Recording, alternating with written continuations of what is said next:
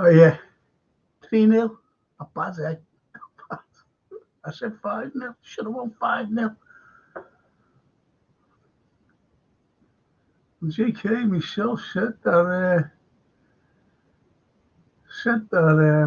oh, sorry, there.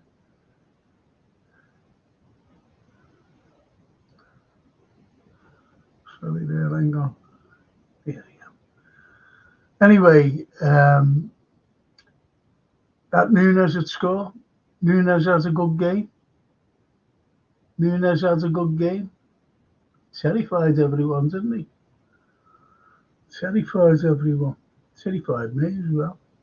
But I'm made up. 3-0. Come on. 3-0. 6 goals in the last 2 games and 1 against. But mind you, they were good, weren't they? Some sloppy passing by us, but anyway.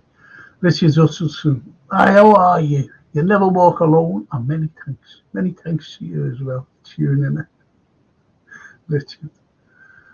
Hello, who's Callum? And, well, Nunes listened to us all, says Callum. Of course he did. Of course he did. That was absolutely brilliant. Yeah, a very good display. A very good. Gravenberch plays well again. A couple of sloppy passes, but still plays well. And CW. Hi, Frank. Good 3 points, but how many chances do we hand out? Yeah. That's what we'll be talking about as well. But, let's embrace the win. Mm-hmm. Just embrace it. Hey, JK, what did you think today? Perfect, bro. 3-0. Didn't play great, but we got the job done, in the first half. So, Yes. All good. Yeah. Clean sheet. Go on. Yeah, clean sheet as well. I don't want to concede goals. It's just like clean sheets. I don't know. When you get clean sheets, it keeps the game defense focused. You want to get another clean sheet next game. That's what letting in a little one goal here and there against 3 when you're winning 3-0 is for me annoying. So I'm happy we got that as well. So a good day all around. It was. I thought Cornette played brilliant. To be honest, he was very good. Even his long balls, Yeah. Today he he was on it with the passing. It's good to see, from his side. Honest tackling. Yeah. Couple of blocks there. Couple of blocks, which was absolutely brilliant by him. And as the Pride says, should have been 6, as Callum said. Should have been. And Trent was average for me, says T. Yeah, he was. Best T. You well, bro. And Diaz, man of the match, says Callum. He's found his finishing finally. Yeah. You know what I mean? Wow. What form we showing this season, him? Long time coming. Consistency with him. Like for me, Jones and him were the 2 guys I wasn't a big fan of. Both of them 2 over the years. Jones today, when he came on, I reckon he played pretty well. He did play pretty well. I'm glad you said that. Yeah. I'm glad you said that. Like for me, I don't do agendas in football. So for me, if Diaz, who I've never really sort of bigged up and stuff, comes in and does a job of what he's done this season, big respect. Also with Jones today, I think he just came in and he wasn't lackluster. He was on it, So for me, good that he's up to that pace straight away. What did you reckon of Federico when he came on? Yeah, man. You know what? That shot he had, first touch of the ball at Anfield, I thought he's there. Go on, lads, Right, I think if he hit it with his outside of his right foot, that was going in because the goalie was on the other side. For me, he hit it too straight at the goalie. But if that went in there, but he did a few little things. Him and Salah together. I think he's going to be a good little player for us. So that's why I think it's a bit undercover how we got him and stuff. So and none of us fans have hyped him, but we welcomed him. Look at the welcome we gave him when he came on the pitch. That's what Liverpool do. there was a great interaction between Curtis and McAllister, and we went on, we just went right forward, and I thought we were going to score from that. That was very unlucky. You know, the way we counter-attacked was absolutely sublime. So fast, so quick, and you know, give our lads the due. Give Yeah, our we lads. played. But looking at the bigger picture, like the game today, I think sometimes we allowed them to have the ball a bit too much. I don't want the opposition to have the ball at all. You know, when they have like 5-10 minute phases where they might get a chance or two. I think Kelleher, fair play, he played well today, Kelleher. He just did the tidying up and stuff. But I think we can cut down opposition ball retention. I think if we can do that in the game, they won't get a look in, you know. That was the only minus point of the game, I would say. We just have little phases where Bournemouth had the ball a bit too much for me. Yeah, because we give it away. That's where, you know, we just, as I said, a few sloppy passes, and it gave them the impetus to move forward, and they were very good at going forward as well. As you mentioned, Kelleher there, he made some tremendous saves. He did. Positioning himself brilliantly, absolutely brilliantly. And the Virgin Canetti, superb saves TW, yes. And why take Nunes off? And I think he just answers it, the pride. He says, cause I reckon Nunes, Gakpo and Chiesa will start midweek. Yeah. And he carries on by saying Chiesa was good, in my opinion. Nearly scored. We wanted to all score that goal. You know, I was just waiting for it to hit the back of the net. Yeah. I've got to talk to Paul a minute. Paul, thanks for tuning in. Listen, George is bringing that book down on midweek for me. Okay. And so you can come and pick it up. I'll send you my address. All right. And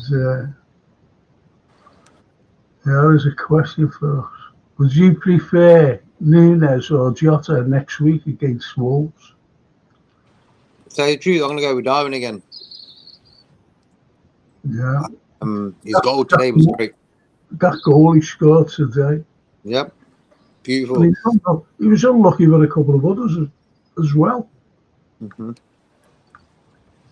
And Edward says the best pod on YouTube, Frank and JK are taking over. Nice one, Edward. Thanks very much. Like that.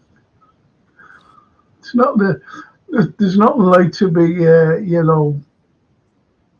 just patted on the back now and again. That's nice. Now, we tried to keep like our show sort of not going over the top, moaning. We've got to stay positive, you know. And I see a lot of Liverpool channels, like after last week's Forest game, slot out this, that, and the other. Liverpool fans don't do that. Virgil, sell Virgil, and Virgil, Salah. You know what I mean? This, that, and the other. So for me, like we've got to keep our feet on the ground. You know, we're not in show business. Yeah. The Anfield. Even if Frankie and JK and chat drink these. Nice one, bro. Anfield Raw. Darwin got his goal, Anfield Raw. And as Paul Burke says, good evening, lads. Good performance after midweek Champions League game. Only criticism, need to be more clinical. Good point. Very good point. And she says Diaz top drawer again and Gakpo when he came on. Can't argue with that comment. Can't argue with that. And the North Red. Oh, Chiesa, so close. He was very close. Felt like we needed Endo today, where Maka was, and I'd have pushed Maka to the 10. So Bosley was poor today, says the Callum. Yeah, I have to agree with that. for me, McAllister, what a player, man. That guy, he gets stuck in. Yeah. Sabotsoy, for me, he's either good or he's either bad. You know what I mean? Well, he's like Marmite to you, isn't he? Let's be honest. Yeah. I like him myself. There's something there. There's something about him. Yeah, there's something about him. But you know how he plays football? He plays football with that little delicate touch type of football. He's very finesse, you know. He plays with finesse, Sabotsoy. Sometimes it comes off, sometimes it don't. But that's the type of player he is, you know. I just want him to have that Gerrard fire, you know, that fire in him, that he wants to win. I just want to see that in him. Well, the Anfield Roar says, good result. It was a game of counter-attacks and we had the better forwards. But I wasn't impressed with Bournemouth getting 19 attempts, same as us. Also, wasn't impressed with the second half. Now, you can't disagree with that. Mm-hmm. You can't disagree with that. But we get called negative. Do you know why?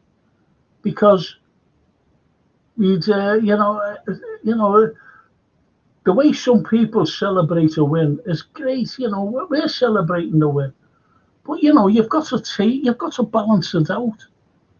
And I think that was a cracking comment. They all had cracking comments. To be honest, I'll read it out again. Well, good results. It was a game of counter-attacks and we had the better forwards. But I wasn't impressed with Bournemouth getting 19 attempts. Same as us. Also, wasn't impressed in the second half.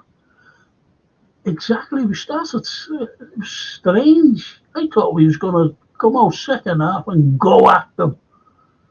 Go at them and destroy them. We're top of the league at the moment, aren't we? So that was me. Top of the league. TC Sabozzo presses very well, but his passing needs to improve. Yeah. And Paul's answering me here. Nice one, cheers. That's okay, mate. We're just getting it at time for your mate, aren't we? Who's not too well. And they're not red. We do sometimes go a few up and take our foot off the pedal. You're so right, not red. Honestly, you're so right. And in the first half, sometimes the build-up was too slow. Also, if Bournemouth didn't have a goal, we wouldn't have had as many opportunities as we did. We must pick up the pace a lot higher. Well, that's what the commentator I was watching. He said this is totally different from the Klopp era where it was all gung-go, heavy metal. But this is more patient. I don't know what you like, like I was sitting there and what was getting me was this passing from goalkeeper but there were some terrible passes. Even the crowd were saying, man on, a few times.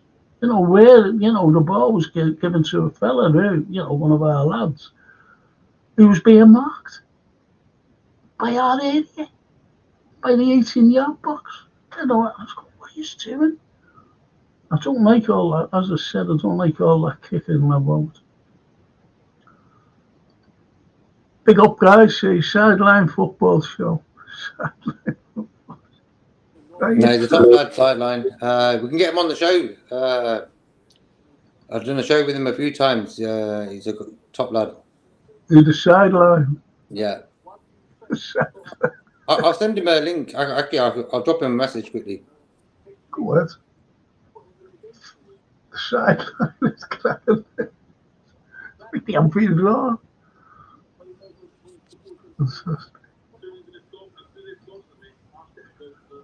Anfield Roar says the words on Darwin impressed today. Worked hard for 50 minutes. Scored a good goal. Scored a great goal. Come on, Anfield. It's not a good goal. It was a great goal. Let's be honest. Hopefully, as a confidence player, this will kick him out. And well, yeah. Shutting me right up. Yeah. Shutting me up. I've been shut up a few times. Don't worry about that. Anfield. Bournemouth's chances weren't great though. Yeah. So right here, you said. Yeah. Kelleher wasn't troubled. He made a couple of very good saves near one near the end. Near one the end. Cracking save. And when that lad cut in and hit it from the left, and Youssef, the second half, we took the foot off the guy. I can't understand that. This is what it's all about, Youssef. Why, we just like, I don't know.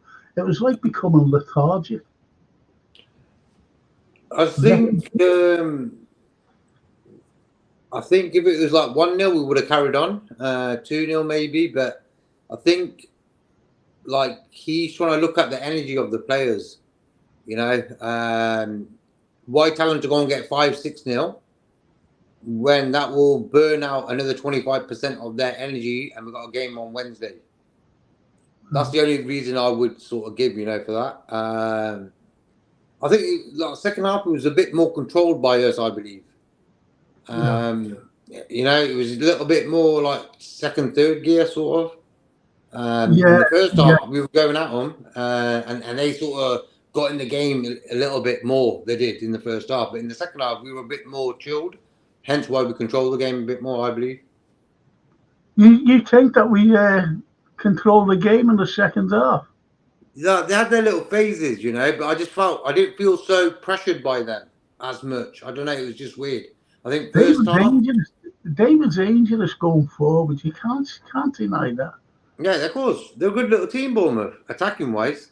They're not bad, But I just believe the second half I was a little bit more chilled. Maybe it was a 3-goal advantage. But I wasn't really worried about them. Well, see, other teams would have folded by then, especially first half, going in 3-0 down. But they came out and they still attacked us. And they did that against Everton. When Everton were 2-0 up, they came back and won 3-2 in Goodison a few weeks ago. So they got something about them. And I think keeping a clean sheet was paramount today. They beat Everton 3-2. So they scored 3 goals against them. They didn't score any against us. We scored 3 against them. Job done. Yeah.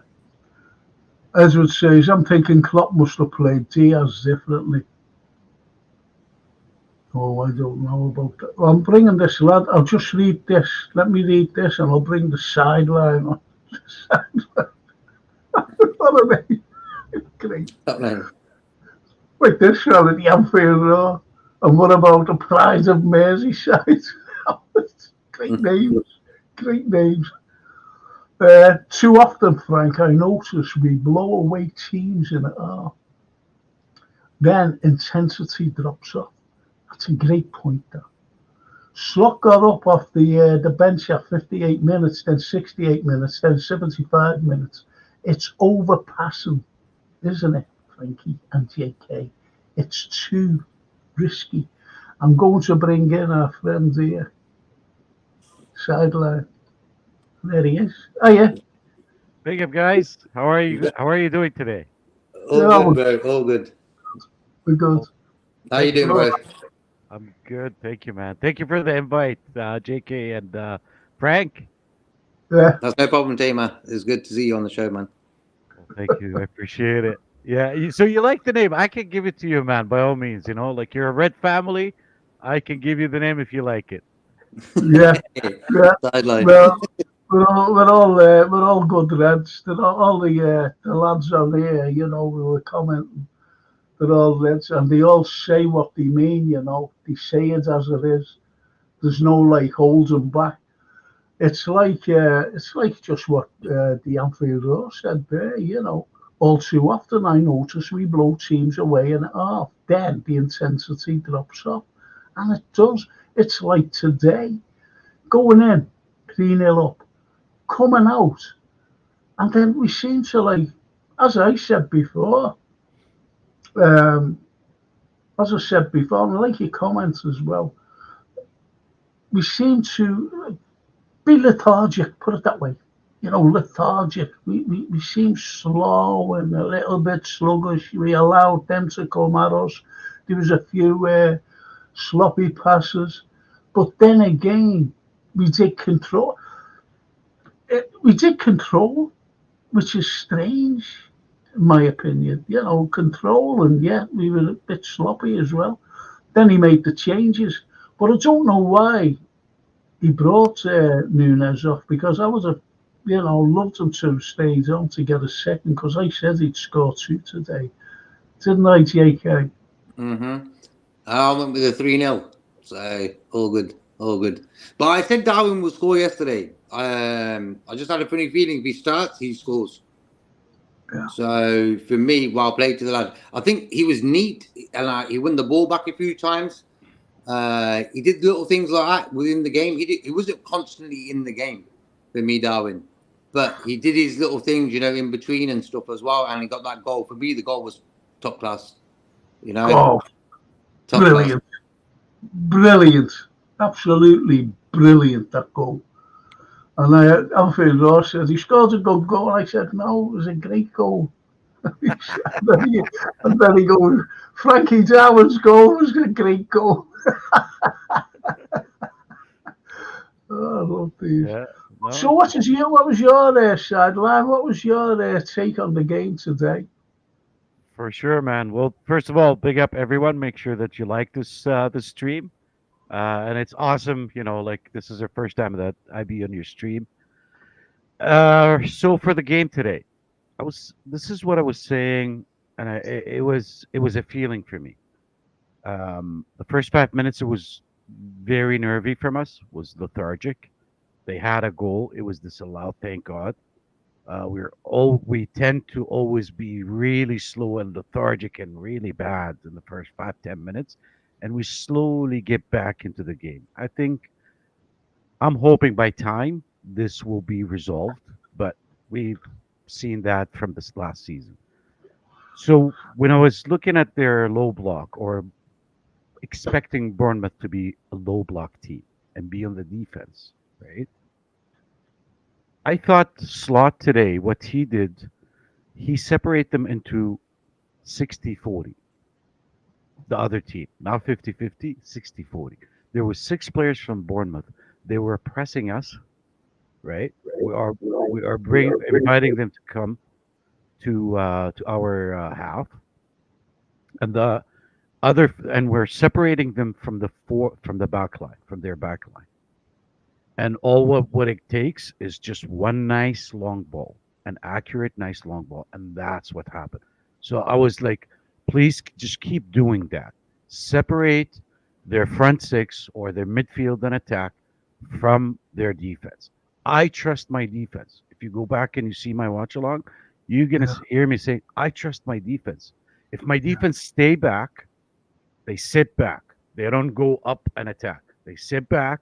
Gallagher is behind them. I trust them all. Let them come. Invite them. If they are a low block team, let them come.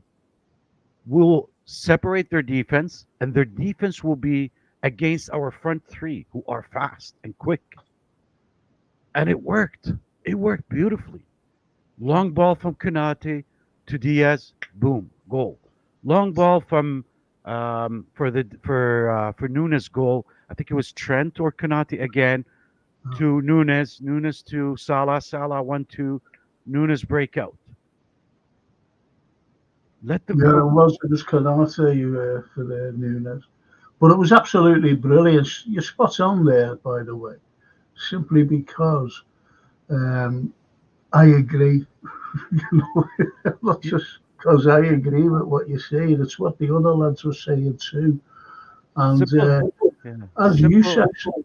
Youssef says there, though, slop ball emphasises too much on energy consumption, I think. And, Yeah. you know, Anfield, he's in our fantasy football premiership. He said, I'm also furious I got as many points in fantasy league as Everton today. That's All great. right Exactly. to watch. Yeah. So, you know, Just let me go through these, please. Just a few of them. Frankie Darwin's goal was a great goal. Yes.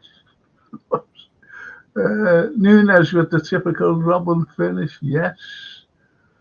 And the Anfield says, Callum, I don't even think Nunes meant it, in my opinion. I hope he kicks on, but he has to do it week in and week out. You see, as I said, he didn't mean it, he just had a go because that flew in. You don't cross a ball that hard, Mm-hmm. You know what I mean? That flew. What a goal it was. And their goalie's a good goalkeeper, by the way. But what a stupid mistake he made for Diaz's goal coming out. Why did he come out? He's a And the way good he took keeper it as with well. low IQ. The way he took it as well. Stats don't show the true reflection of the game. How many of Bournemouth's 19 shots came in the first half? Exactly, you said. Exactly. Exactly, mate. That's a good shout, there. Good shout. And the outfield role, Luis Diaz has really stepped up this season. He is a player Nunes should look at and go, I'm going to get greedy and start scoring. Yeah, I agree with you. Nunes has a chance to shoot and pass to Salah. I mean, just, yeah, that was, yeah. He had a clear sighted goal. And he only had, do you ever remember that sideline?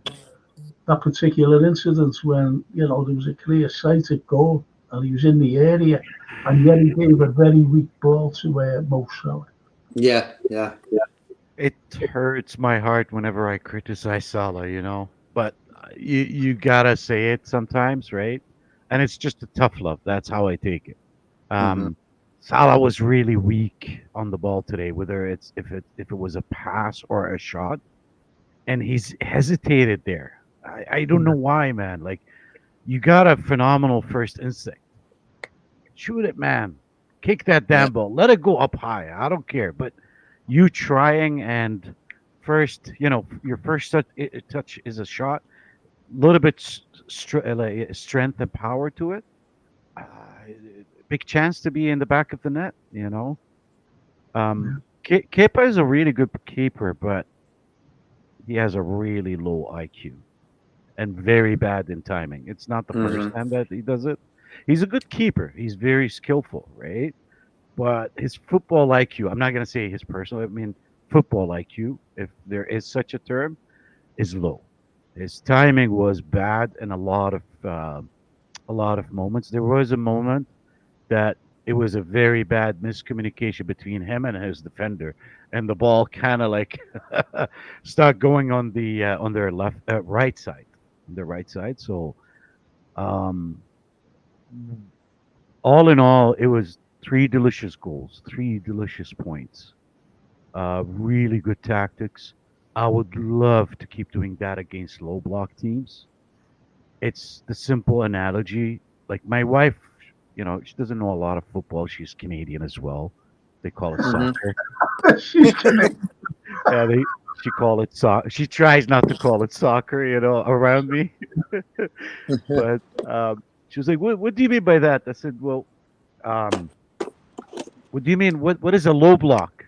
Like, do they go down?" I Mm-hmm. said, "No, low block. They sit back and they park the bus and whatnot." What we want to do with these teams, invite them. Come, sit back, consume our energy. And one of the reasons I think Slot is big on consuming energy because he loves his first 11. He doesn't rotate a lot. He Mm-hmm. likes to start with his main 11. So, in order to serve that well, he tries to consume energy. Another thing, it's going to take the players a little time to unlearn some of the stuff from club's time. And when I mean by unlearn, I don't mean it in a bad way. I mean that they need to learn the new system. It's not Mm-hmm. that the previous system is bad. No, now you have a new coach with new instructions, so you need to follow these instructions to the teeth, whether it's for the good or for the worse, right? So it's going to take them a little bit time to unlearn the previous system. And again, I don't mean it in a negative way. I actually mean it in a positive way, right? They need to unlearn that because you still see that from the players every now and then. It's like it's their second nature because they've been so long under club. Hmm. But this game, I didn't see a lot of it, which is awesome. I saw slot tactics through and through. Previous games, when I go back and watch them, when you calm down and you watch it again, watch some highlights, you see some players they were doing what they used to do under club. Now they're doing less of that, especially in this game. They're doing slot. Van Dijk, Konate, they're sitting in the back. Trent is not too much involved up front, Hmm. only on moments, right? Robo, same thing, not too much involved up front. Four in the back, two up front, two ahead of them. One of them is sitting back, the other one is attacking. Bring that other team in your half, separate their defense, isolate their defense, and have them face our front three. Long ball, counter attack, transition, Bang. big chance Yeah, for a goal. yeah, it's true, bro. Exactly what you're saying there. I think like when you look at Trent and Robertson, they're not attacking them 24/7 like they used to do. They're defending. Hence why we've got so many clean sheets now. We've only conceded one goal all season at home, against Forest. So there's certain things he sort of tweeted, like just like made it better. For me, defenders should defend first. You know, then they should attack. And I think seeing Trent not like really sitting in the middle as well today, he never really did that. When you really look at the game and stuff. So I think sometimes, and also in the last two games, we've seen changes from the start. Simicast for Robertson. Today we've seen Darwin for Jota. Common sense sort of changes. So that's also good to see now. Like he's actually willing not to just quickly go like every game the same people, same people. Some players need a rest sometimes. So for me, Robertson today, Jota got a rest, so job done. Well, lads, I'm sorry there. I had to send a message to somebody. Uh, Welcome Sideline Football says the Anfield Roar. Well, thank you so much, Anfield Roar. So I'll And put his link in the chat for everyone. Just like link it up, yeah, subscribe. Yeah, yeah. man. Thank you so much. I'll answer it. Like JK said, maybe it's a plan to drop off, save energy. I think so. Yep. Has to be. With 3-0 up, we could score another two, of course, but that's going to cost us an extra 25-30% energy what we need for Wednesday. So we've got to look at it in that way. It's like I wouldn't say a chess game, but you've got to think about it in that way. We're used to clock 100 miles per hour, 90 minutes. Hence why we did get a lot of injuries last season. Players get fatigued and stuff. So for me, saving energy very important on certain players. I want you to comment on that. I've just got to go here a minute. It's only for a minute or two. And I'll go to you straight away, Sideline. Again, Gravenberch is improving every game over the season. He looks like he has levels to get much better, or much more, yeah. And slowly the rapport is building between McAllister, Szoboszlai, and Gravenberch. What's your take on that? Oh So, man, it's the best part of the story this season. Mm-hmm. Every season we have a story. This is the best part of it. Is we're all loving what we're seeing from Gravenberch, and guess what? It as just what Anfield Roar like put it there. It's just gonna get better. There is a lot of space for him to go get better even. Um, he's a legend in the making. That's what I'm gonna say. If we still have the same system, Gravenberch build on his form game after game, this is a legend in the making. You know, it is, 2, 3 season till we start saying, is he a legend or not? It's too early for that. But what I'm seeing, the signs are out there. Currently in his form, this is what our sixth game in the season, right? 5 in Premier League, 1 in UCL. Uh-huh. Phenomenal, man. The guy is young. He have a lot of time to develop. He has a lot of space, and he has the chance. He is starting. Um, Slot, big up freaking Slot, man. Unlocked Gravenberch. Seriously, I big up Slot for that. Unlocking Gravenberch because we had Gravenberch last season, and we all saw what he did for glimpses of what he did for Bayern Munich, for Ajax, and few of the games that he came on with club. But I felt Klopp was not able to unlock him with the system and the tactics that we had. But the current system and the current tactics, unlocked him, man, and the sky is the limit with Gravenberch. I'm really happy about that. Biggie. Yeah, for me the same. I agree with that. I think the reason why he's sort of unlocked this season because he's starting every game. He knows he's going to start every game. And for me, when I used to play football and played football, I knew if I'm starting on Saturday, I'm ready. Like Thursday, Friday, Saturday, I'm mentally getting ready for that game, and that's what's happened to Gravenberch. Why we're seeing the player now, and like you know what, him and Darwin, for example, are two guys we're not seeing the best from. You know, and what Gravenberch has showed in the last few games. Bro, what a player he's going to be. You know, and I never really say that. I never hype up players, but I'm liking what I see with Gravenberch, you know. Me and Frank last year, we were like lawyers for Gravenberch and Gapco. The amount of stick them two guys were getting, it was like ridiculous. Go like 9 months later, look at that. Gravenberch and Gapco win us the game on Tuesday against Milan. And Gravenberch today again, solid. Like, ran the game, man. Yeah, he was very good. Who's your JK? Who's your man of the match for? You know, who's your pick as man of the match? You know, I'm gonna go with. I got two guys, Diaz and Kanate. One of the two. You know, I think Kanate today was really good. You know, set up the goal, challenging, reading the game. You know, like today, Trent didn't really attack like he normally does. Hence why Kanate looked a little bit more smoother. You know, because Trent was not pushing all the time. So the times where Kanate has looked a bit iffy is the times where Trent's just done a mad one, just wants to attack all game. So we've got to work that one out. You know, when you see Trent not attacking as much, our defense looks a bit more solid. So for me, I'm going to give it Kanate. Okay.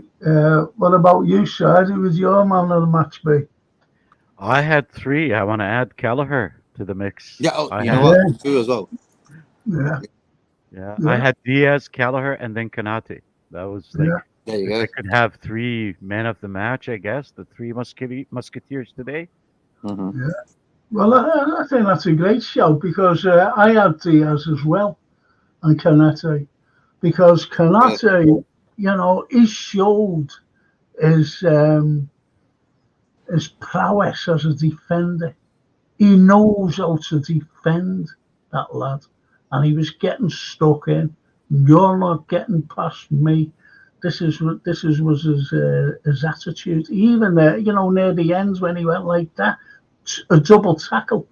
By the way, he blocked and he tackled, and then he went. You know, as much to say this. You know, this is it. You know, brilliant.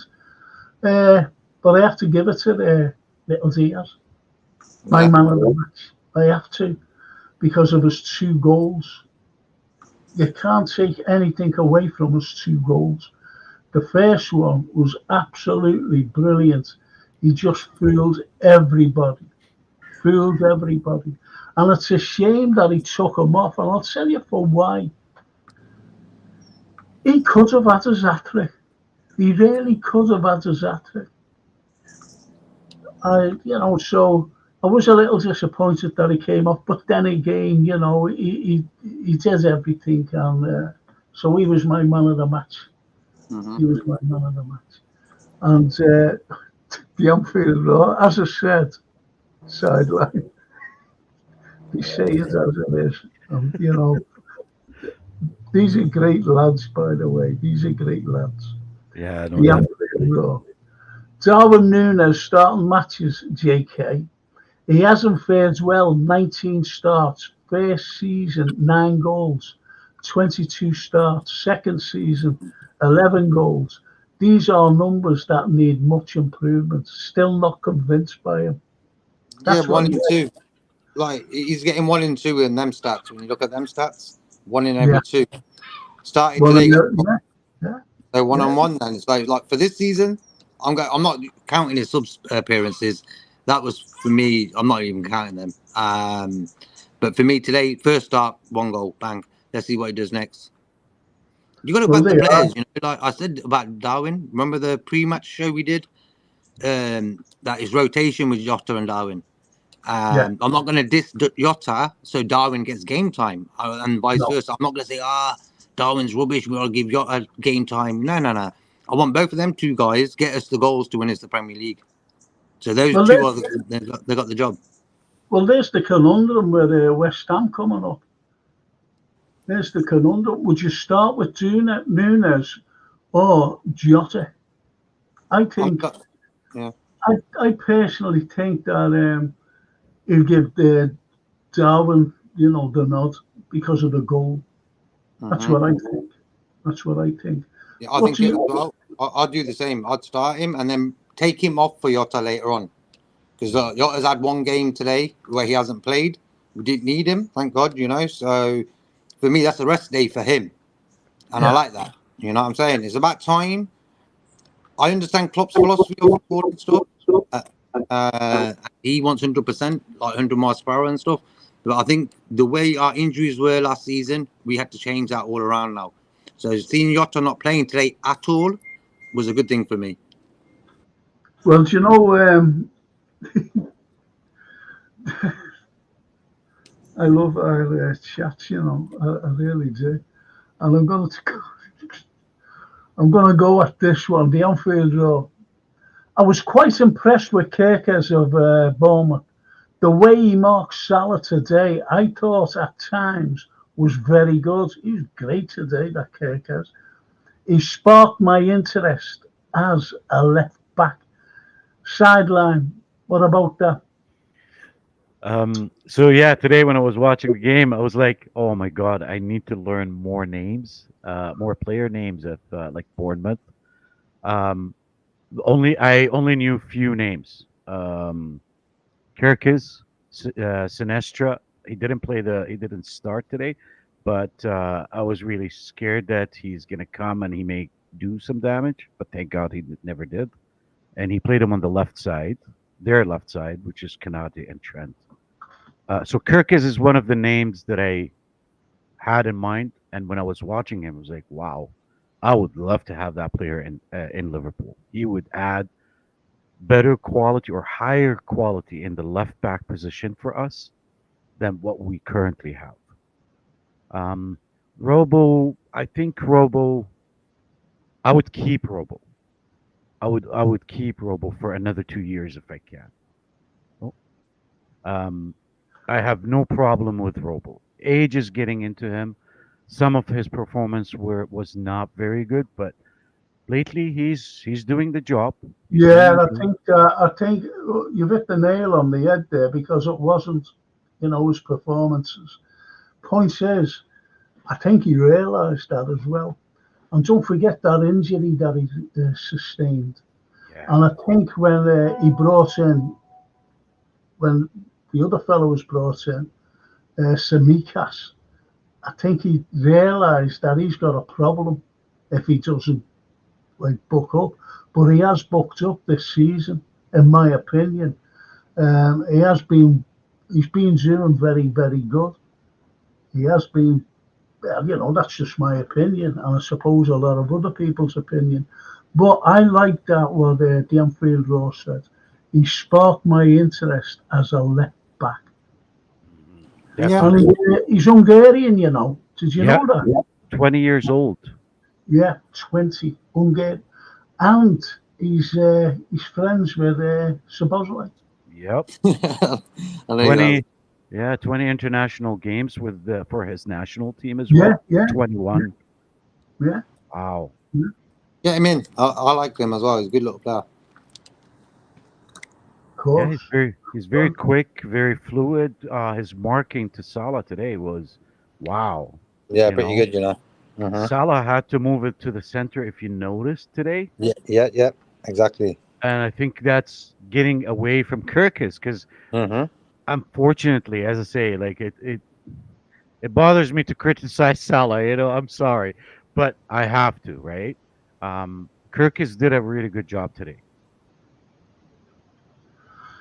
As I said, I love our teams, I just love them.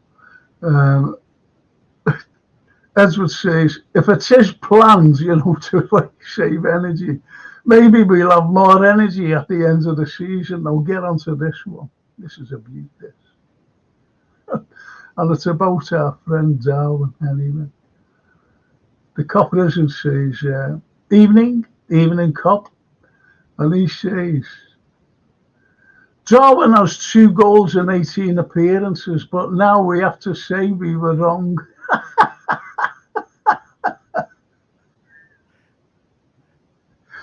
See, our little chats are brilliant. I love them. Really do. Anfield Road says, small mention to sideline show. I'm very pleased Canada are doing well in the national team level. What's your opinion on Jonathan David being maybe a transfer option if you rate him? Jonathan David plays in the. He was in the French league. I forgot which team. I think he was with Lille, and then he moved out of that club. Anyway, Jonathan David, I rate him really high. If we're gonna bring one of the Canadian Davids, that's what I call them, Alfonso Davis and Jonathan David, I would pick Jonathan David. Even Alfonso David is Lille, yeah, hey, yeah, he played for Lille. Thank you, Cop Ryzen. Yeah, I would bring him over Alfonso Davis. Um, Maybe not in the current squad because we already have 6 up front and we're already covered. But if we had the choice, maybe I would swap him with someone. I'm not gonna say the name. Um, you probably have a good idea at this point, but it's for me Nunes. I wanted Nunes to start. I called for him to start yesterday. I was, I watched some other Red Fellows channels like Bejan Reds, and in their show I said I hope that Nunes starts because when you start, just like what JK says, if you start me, I'm a football player. You start me, I'm ready. I'm ready. It builds the confidence. I think I saw even a picture of Nunes after scoring his goal. He was crying. He was being emotional. Yeah. No. The guy needs some, like he needs some confidence, Yeah. right?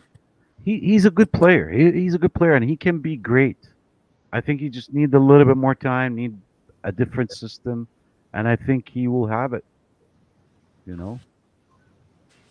Well, as I, Tough, man. Easy, bro. I haven't a clue who you're talking about, I'm being honest. But our friend, the Anfield Road, seems to know. I haven't a clue. I only know Oh, Mbappe. Jonathan Davis. Okay. Yeah. I only know Mbappe. That's all that I know. Mbappe and Curtis Jones. Anyway, um, so that's it. That's well said there. And I said that the conundrum before the game. It's coming to fruition, and that's the trio you mentioned before about Sabozlai, about Maka, and about Gravenberch. I think that's great. But anyway, I've got to welcome this fella. Someone mentioned, about it's a little bit political, but it's just Okay. really is. And he said, about America, being great, we're kings of everything. I said no. I said the only kings are the baseball caps. Everyone seems to wear a baseball cap in America. It was only humor, it was only you. Everybody wears that. He's got one on. This is it's a Liverpool one. You can't see it. Yeah. Well, Black on black. That's why. Yeah. King of the baseball. Because I was looking at the sideline. FBI and everyone, they were all wearing them. Even the girls were wearing the FBI baseball. Yeah. We got to keep our hair. Keep our hair. Sometimes our hair is not done too well, so we got to like hide the messed up hair. I guess. My hair's not done. Behave yourself. My hair's not done properly. Yeah. I've got a bad hair day. So anyway, he does play for Lille. The Copperism says, and 2 years, 18, yeah, 2 years, 18 million. What are we talking about? Rehab FC. That's Darwin, by the way. That is Darwin. He's talking about. And I'm going to go to you in a moment, Swell. Okay. Frankie and JK and Sideline and Liverpool 12th, in your opinions, where do you think we're weak and what do you worry about? And I'm going straight to you, 12th, from the out. I know. I see why Sideline's smiling. I got you, Sideline. I think that we are. Weak only in the fact that I believe we should trust in these coaches and the staff a little bit more with considering the results they're getting.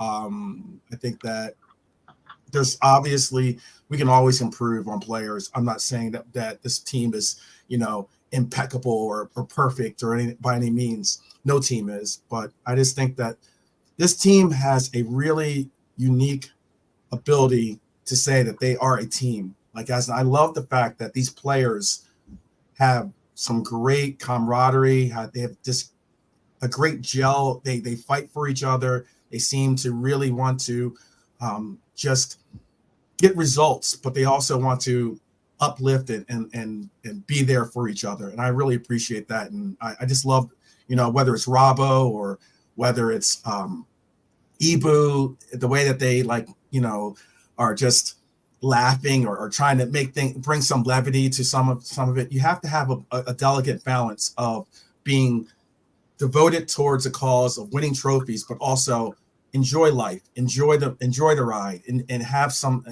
just enjoy the spirit and allow for you to enjoy the moment. And I think that's what we see in this team.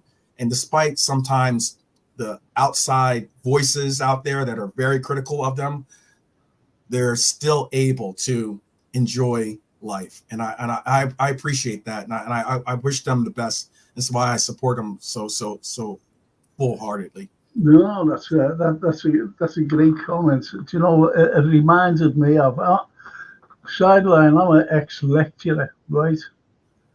Historian, by the way. And I was terrified to ask a question to this particular. It was a female actually, because she gave a dissertation just like the 12th gave a fantastic dissertation. Unbelievable. And it's the same to you, guys. What did you think about that? Hang on. What I worry about. Where do you think we're weak, and what you worry about? I think that's a cracker comment section. For sure. Well, big up 12 man, big up everyone in the chat. Like I'm getting a lot of awesome and positive comments and love. Big up to all the Red family across the world. Absolutely. Definitely. So I'll take today's game for an example. Today's game, if you look in the bench, that's where I worry. If you look in the bench, there was 9 big lads, right? There was 1 for the midfield, one goalkeeper, and the rest were attackers and defenders. So say for whatever sake of argument that we got 2 injuries in that game in the midfield. Who's gonna come in? Yeah. That could happen, right? We could get 2 injuries in the game. You never know. right? And we saw actually that happen. Man, maybe not last season, but the season before that. Season before. We had a game where we had 2 injuries or 3 injuries in the same match. Yep. So if we had 2 injuries in the midfield, that's where I worry. Is the choices that we have in the midfield, it need to be strengthened. We need to build on that. We also may need a little bit different players. Maybe we need to, someone with different skills that can add to what we have. I think that is our weakest department, which is not the midfield itself on the field, the midfield that's on the bench. We don't have a lot of choices currently. Elliot is injured. If Elliot was on the bench, I'll be way more comfortable, right? Curtis Jones, this is his season. Because the last few seasons, yeah, this is his season. If he doesn't perform, for me, to be honest, I think we need to move on. For me, on Jones, if he doesn't perform this season, I think that's it. Because the system that we're using should be able to utilize Jones to the best of his abilities and best of his skills, right? And if he does not perform in this system as well, when he is going to perform, right? He is past the youth development phase in his career. So the only worry and the only weakness that I see is the bench for the midfield. Yeah. Okay, no, we've mentioned that many times, and it was only mentioned today, to be honest, between JK and myself, and it was about Zubamendi and the rumours that he regretted not coming to Liverpool, and on other podcasts we don't want him, he refused Liverpool. We need quality players, and we've been asking. I said some people on other pods, not on our pod, we don't need a number 6. We don't, because we've got Gravenberch. Not thinking, Gravenberch could be injured, and there's no Enzo at all. Where's he? He's a forgotten man. So Slot obviously doesn't like the lad, and it's as simple as that. But we do need quality players on the bench, not just on the bench, but also playing. And I think that we should go after the left back. I really do. Yes, I really do. Because as you said, and JK, I'll go to him when I finish this, is he's getting older, and he can't last right through that season what he was doing today, running up that line, if you know what I mean. He can't do it. It's impossible for him to do. And we need to freshen up. And this is why I was going mad in the summer that we went in the market for anybody, only that Zubamendi fella. And Zubamendi, if we would have paid rather than negotiate installments, we would have had him. He would have been playing today, that lad, Zubamendi, because their president said, we don't want to negotiate installments. Just give us the money and you can have them. But we didn't. Maybe it was a ploy. I don't know. Not to spend that money. But anyway, that's me. What do you think? Where's our weakness, JK? For me, like McAllister and Gravenberch played real good today. I think, but I think in the phases we gave to the Bournemouth today, we gave them a bit too much of a phase in the game. Where they were passing it, attacking in the first half, for example. That is the only weakness I see, is where we give the opposition a bit too much of the ball sometimes. It isn't like just for 1 minute, it's for about 5-10 minutes.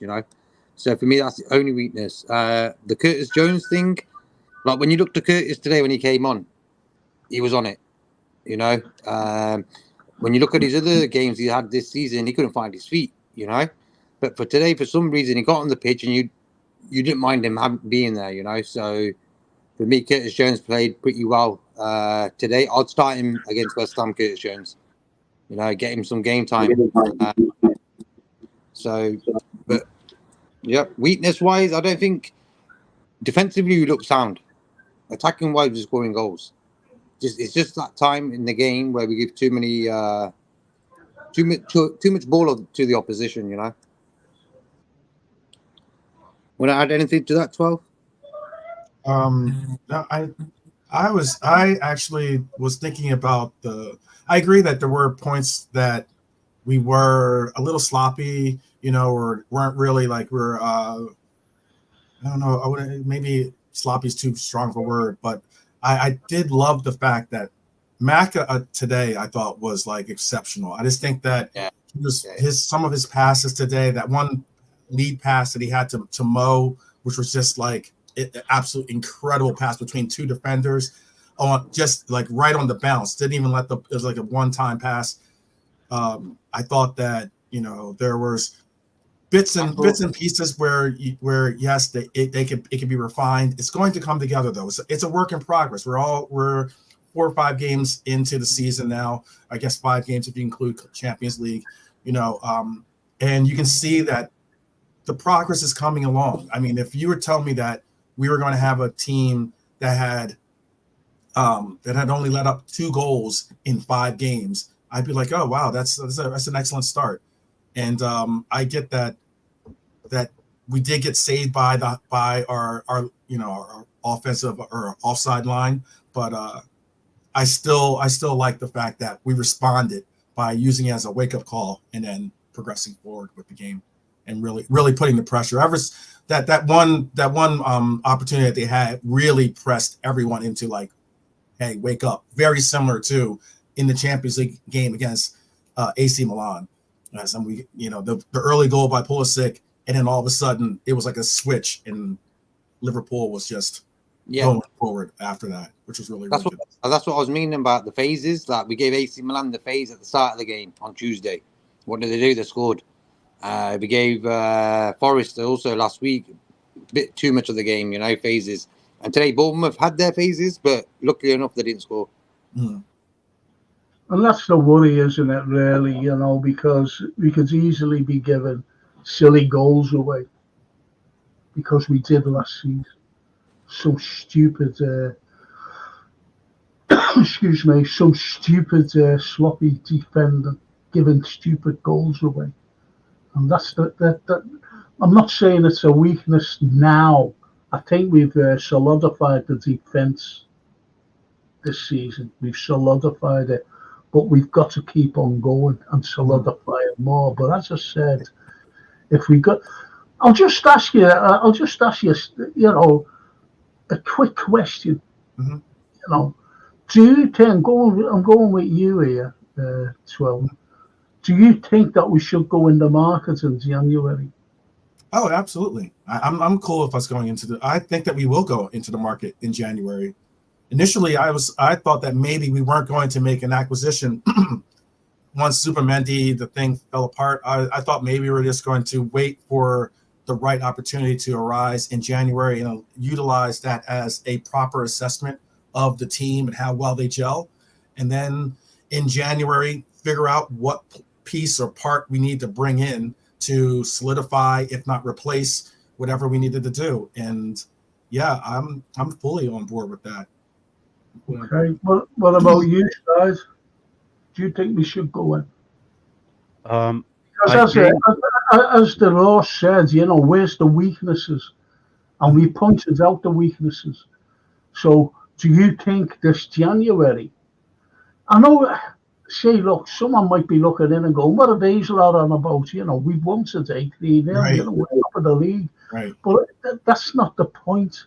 The point is, like, as we're just chatting about one of the comments, where the weaknesses are. We've answered it. Do you think, because of those weaknesses, that we should go into the transfer market or in January? I think, and I hope, and I will say we should go for the transfer market, get a midfielder, someone with defensive abilities, good defensive abilities in their profile. I used to say LCB, like a center back who can play a left back. I'm at a point now. No, I think we should just get a left back, a straight left back, who is their main position is a left back. Potentially, if we ever need them to play a center back for an emergency or an injury situation, they could do that. But a left back and a midfielder, those two positions, we need higher quality than what we have. Um, I hope they do, man. I hope. I just got a feeling that they're not gonna do it. You know, Okay, but what about you, I'll Jay? keep positive. JK, what Uh, about you? I can't really see us buying anyone. Last January when we needed a DM, we didn't get no one. This summer we didn't buy no one. We got Chiesa in for 12 million. He looked So good for today. me, He did look good though. yeah, he looked Yes, good it did today when look he came good. on. I'm Yeah, he did. I'm very very optimistic. Okay, I didn't mean to. Yeah. I'm just saying. He's I'm very optimistic. I'm hoping that he can put an end to the Italians not doing well in the Premier League type thing. You know, yeah. I'm Exactly. very hopeful of that. I like today. I thought he played well, or at least there's signs that he can really put it together. Like for me, if he banged that in first touch he had in the game, Yeah. he just I was waiting for it. I was like, come on. The one hit the post. No, the one where he just hit straight to the goalie. Oh yeah, okay. Oh yeah. You know, where for me, right side of the foot, bang, and the other side of the goal. You know, that was going in. I thought he was going to score, but for me, after that, he got in the game, connected with Salah pretty well. Mhm. So, but for me, we're not going to buy no one. I don't think so in January. Okay. Colin Drake says, my worry is Trent just going wherever he wants on the pitch. Is he being told that, or is he just doing whatever he wants on a football pitch? For me, he's that type of guy who can do that. Like for me today, what I was saying earlier on in the show, did you notice he didn't really drift into the middle of the park as much today? And that's what I like about Trent. Like for me, I like when he plays right back. You know, the drifting into midfield can happen on occasions. Don't get me wrong, I don't mind that, but I don't want that to be his standing point whenever we got the ball. You know, I want to see him as a right back. But for me, he's a sort of a free roll right back, and there's one of a kind, and he's that guy. You know, he can play like he was even on left wing today, one part of the game. So he just goes wherever he wants. I don't mind that with him, as long as you just don't sit in front of Virgil and Kanate all the time and leave Kanate with a lot to do throughout the game. You know, hence why Kanate probably man of the match for me today, because he didn't have so much to do as if Trent was playing right wing. Mhm. You know, like he normally does. So Trent staying back today was sort of a good thing to see. But the crux of the comments is, was he being told what to do? To move inside midfield? I think today, for example, I reckon he was told not to attack all the game. Like you look at his positioning, he wasn't really involved in the game as much as he No, normally he is. has an average game, a very average game. And if I Yeah, was got a given clean out, sheet. Got a clean between, sheet with that though. Yeah. if I was given out, a number from 1 to 10, I'd just give him an average 6. I really would. I'd give him a 7 because of the clean sheet. I always give clean sheet 7 minimum, you know. So Yeah, but hence, it's an individual player, isn't it? Really, that's what it is. What about you, Sideline? My worry is Trent is going wherever he wants to on the pitch. Is he being told that, or is he just doing whatever he wants the pitch?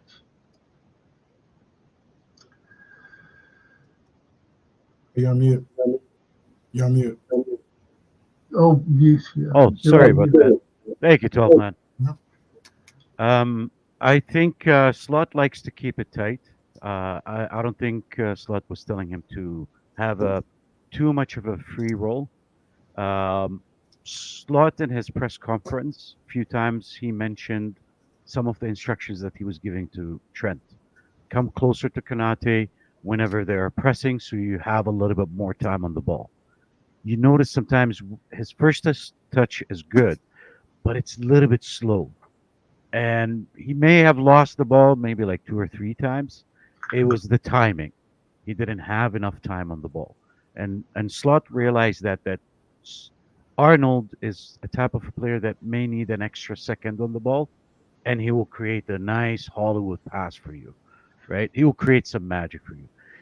He didn't drift to the midfield a lot. This is one of the things that I mentioned, that some of the players need to unlearn some of the stuff they used to do last season, and it's happening. It's we're seeing less and less of that. And when I say that, they need to unlearn because they are part of a new system. They have to adapt to the new system, right? So we didn't see him a lot in the midfield, which is awesome. I don't want to see him in the midfield. It's really bad on the eye. I don't see a lot of positivity from him there. But him in the right back, he is a right back, and he's a great right back. I want to see him there. Choose your moments, right? Like in football, it's a very dynamic game. It's a quick one, right? It changes very quickly.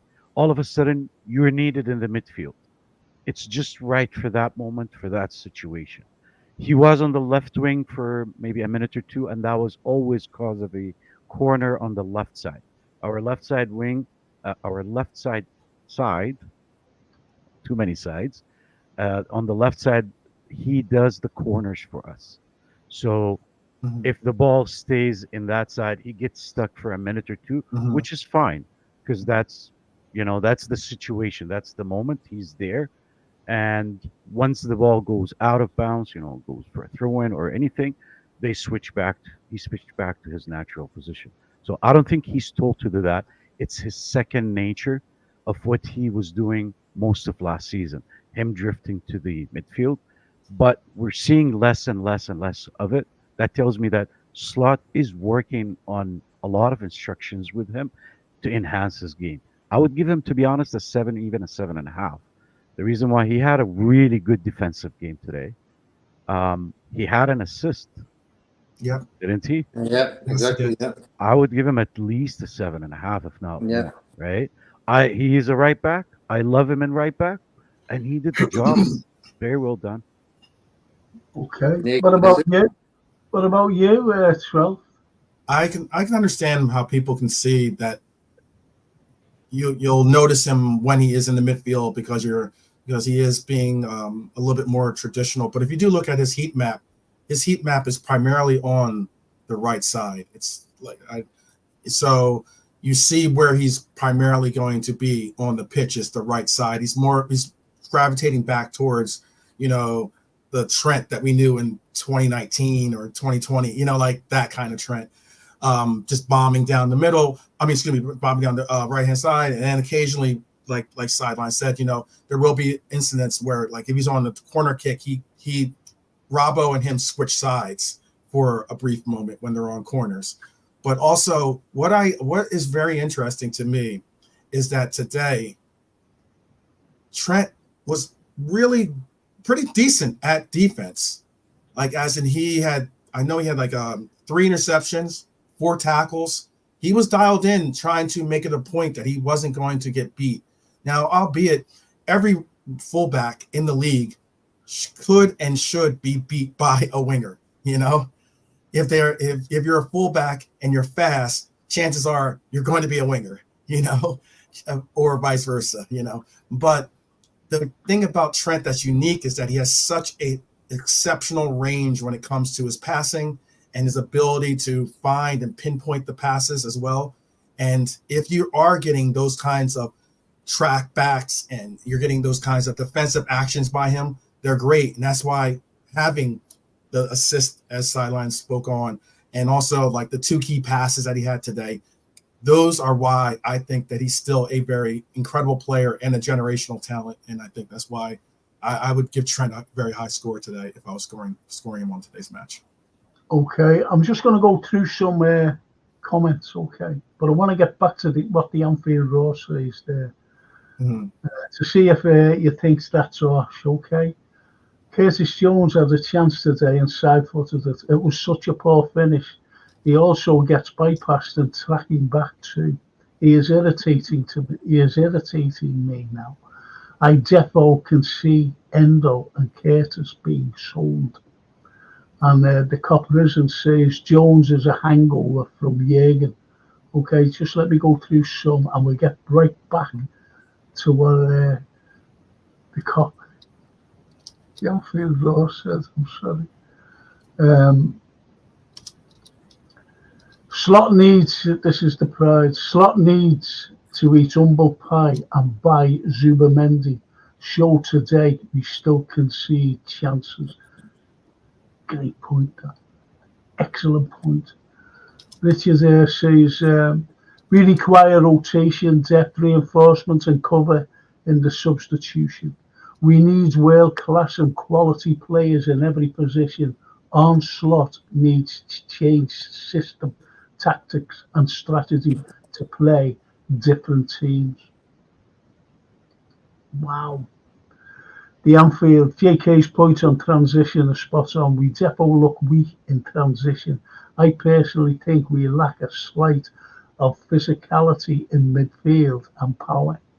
Yes. Yes. And the cop risen said, that man asked where is the squad weak, not the game. Yeah, but I think we've answered it. Haven't we answered that? Where we're weak? Yeah. We have. Yeah, we have. Cop risen, we've answered that, mate.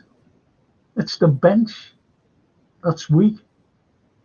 It's midfield. We need to strengthen. The midfield's playing great now. Don't get me wrong. But look, you've just got to go back a couple of seasons ago and the injuries.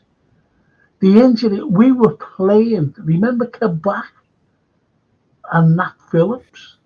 Remember we had them as centre backs. We even put that same season Henderson and Fabinho as centre backs. We were that bad. You know, with injuries I'm talking about. We were that bad. And we never consolidated anything in the transfer window. We got Kabak on a loan. Well, anyway, the Anfield says, Liverpool 12th man, yeah. He is not reaching any level and looks like he's comfortable as a bench player. Well, I'd say that's underachieving. He isn't for me. Richard, our team main vulnerability this season will be injuries. We must develop strategies to overcome defensive teams, increase our squad depth and coverage and ensure continuous improvement and reinforcement. And look, we'll have to now. Could you please provide a player rating, break down the game analysis of a recent match against Bournemouth? Our next game is West Ham in the AFL Cup round 3. West Ham lost 3-0 against Chelsea. I'm going to start with you, 12th. Sorry. I guess the breakdown and game analysis, Richard. I know Richard tunes into my channel too. I usually watch the game a second time where I'm not so emotionally tied to a lot of the play, and I can look at it a little bit more critical. So I'll save my breakdown and game analysis. But I will say our next game against West Ham is going to be one where I'm interested to see what type of rotation we do in that game. I do want to. I think I called for Nunez to get the start today.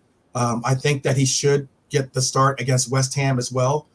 Not because Diego isn't, fit or not, capable of playing at all. It's not a knock against Diego at all. It's just more so let's see if Nunez can get a rhythm. Keep giving these guys, rotation into playing the 9 and see which one can really click and get a rhythm going. And then just, you ride that horse until like you got to change horses.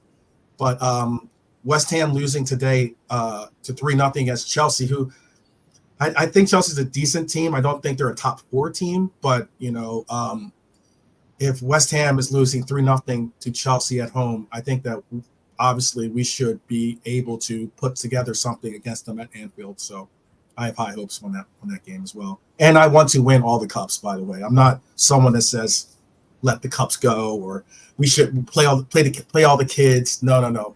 I want all the Infinity Stones, So Well, that's how crazy we are as fans. We want a lot. We want to embrace the quad. And don't forget, the last 2 seasons we went after the quad. Yeah.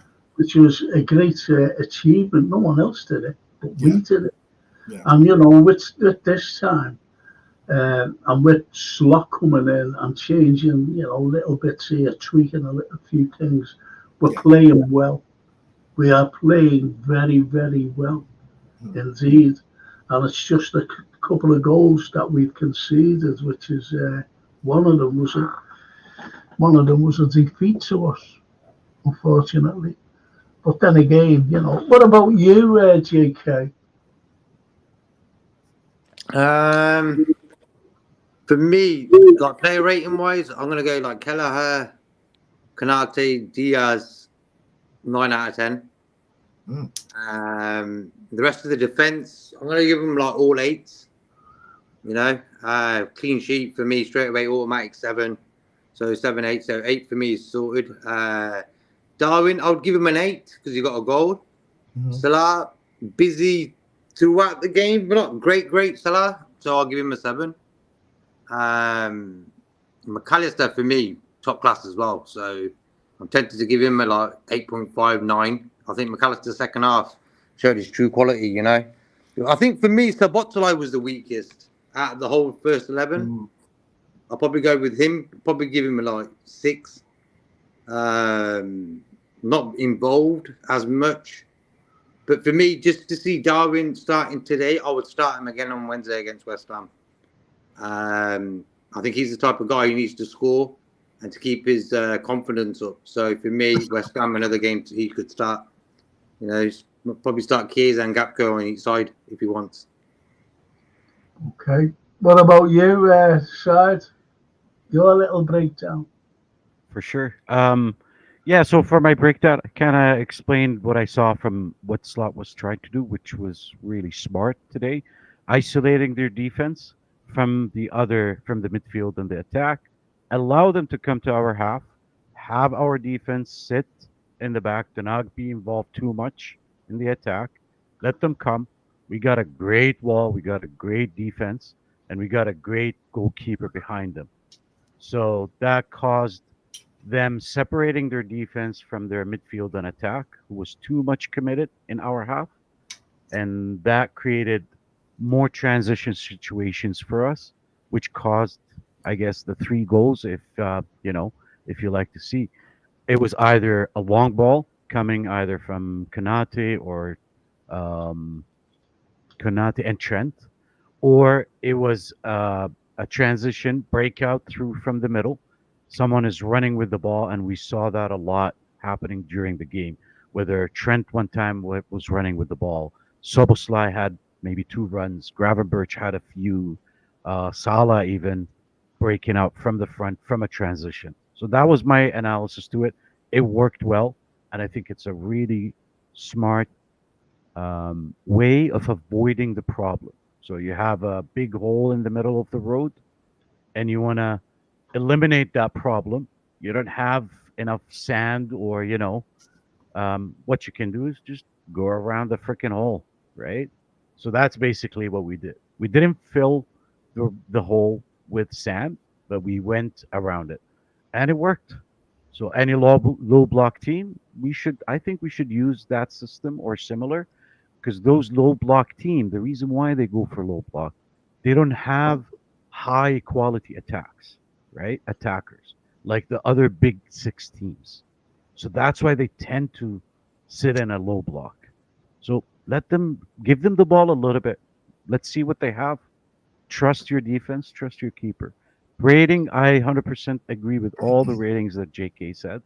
Top 3, Diaz, Kelleher, Konate may be tied for second place. Everyone else was an 8, I would say. The lowest was, again, unfortunately, Soboslai. Soboslai is one of the players that I really love, right? But today he was okay. I would give him maybe a 6.5. Um, but everyone else is between the 7 and 8.5. McAllister and Gravenberch, freaking Cadillacs. The Cadillacs of the midfield. Really love them. Hopefully they, knock on wood, they don't get injured, because I don't know who would be the backup for them. Who can That's give the us the same? problem. Who That's the can give us the problem, same side. level? Side, that's the problem. You know, who is the backup? You know, because the lads there, they don't rate Curtis Jones. I like Curtis Jones, by the way. He's got a I hell like of a him lot too. of potential. And Sabozlai, you know, I think he's becoming a little scapegoat for some. I really do. I like Sabozlai. He's got everything that lad's in him. And he can run, he can pass a ball, and you know he's very he did a cracking there little thing today, and he just I don't know what we did it. You know, it was like a back heel or something like that, and he just changed, and he was away. And I was cracking the way he did it. That's him. That's the Bosley. He's a very, very good player. But anyway, I'll get to, as I said, my man of the match. I'm not going to go through the. I thought if anything, Callagher, um, he made one terrible howler that nearly led to a goal. Just Can you funny. remember what it was? Can't no Um, one remember? No. I'll tell you what it was. When he had the ball at his feet and he went to kick it out, he should have, but he kicked it against the bloody fella, and it was horrible. He shouldn't be doing that. He's not Allison. He shouldn't be doing that. That was a little fault of his, but he did learn right away, because as soon as he did that, the next time he was just booting it upfield. He Mhm, just cleared his lines. mhm. So he's up with that. Anyway, the Anfield Roar says, I'd like to start with you there. I'd like to start with you, 12. Mhm. A little on Kirkers. What gets forgotten with him is at Alkmaar, he was prolific crosser of the ball and assist maker. And also sneakily, he played under Slot, which was a successful season. Mhm. Mhm. Yeah. So, do you think Kirk anyone can come out and go like that? I'm going to play in front of Slots to say, look, come and get me. Yeah. Yeah. We Come know and, that we have a tendency to go after players that play well against us, you know. yeah, And we also know that Kirk has. I did read that Kirk has is a player that we have put on our radar as a possible target that we would go after. Um, the fact that he's a prolific. I don't know if he's a prolific crosser. I didn't watch him at AZ Alkmaar, but you know, that's I can understand that being one of the reasons possibly as to why we would have been trying to pursue him. He's definitely a talented player. Was certainly a decent player today. I don't like the fact that he was a little bit reckless, okay, when it came to his ground duels against some of our players. We're all talking about injuries. We don't want to see our players get injured. He was a little bit yeah, reckless. Picked up a yellow card, I think. I want to say today. If not, yeah. I think he did pick up a yellow card, right? Uh, Yellow card. No, he didn't. I'm sorry, but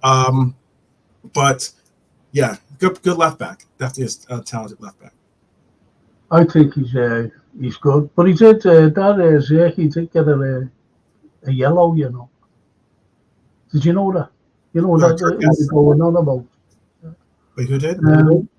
And Collins, Not a lot of yellows. They did have like four. I'm looking at it right now. It looks like they had 4 yellow cards. They did have a couple.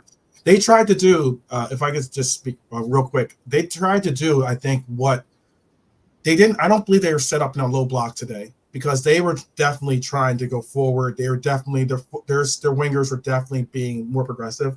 But I just personally, my perception, if you want to get a little bit of a breakdown, is that I thought that they were trying to be physical, very much so like Nottingham Forest was physical against us as well.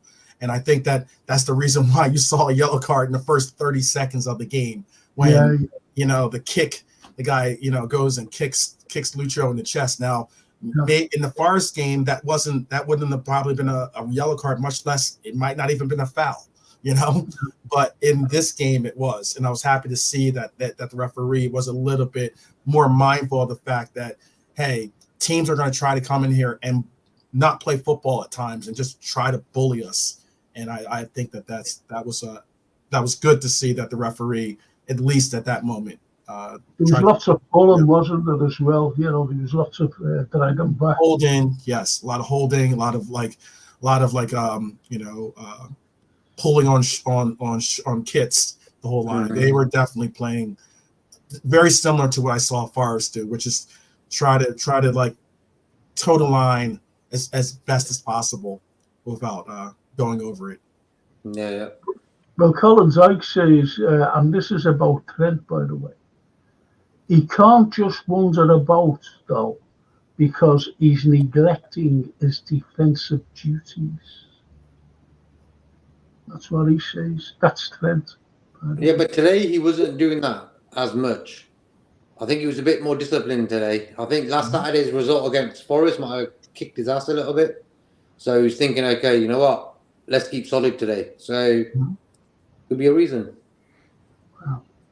Well, there's a good thing, and it's from Richard Hutchinson, and he says, I would like to inquire about the possibility of Enzo transfer in January, considering his limited playing time at the club, and are we going to get Zubamendi or alternative defensive midfielder? I think we will go after Zubamendi. I believe that. And, if we've got the money is there. I don't care what anyone says. The money is there. We can afford these players easily. Now, I'm going to ask you, boys, it's not one of these. Has any of you, it's a free for all here. Is any of you worried about the contract talks? About the what? Sorry, say that again.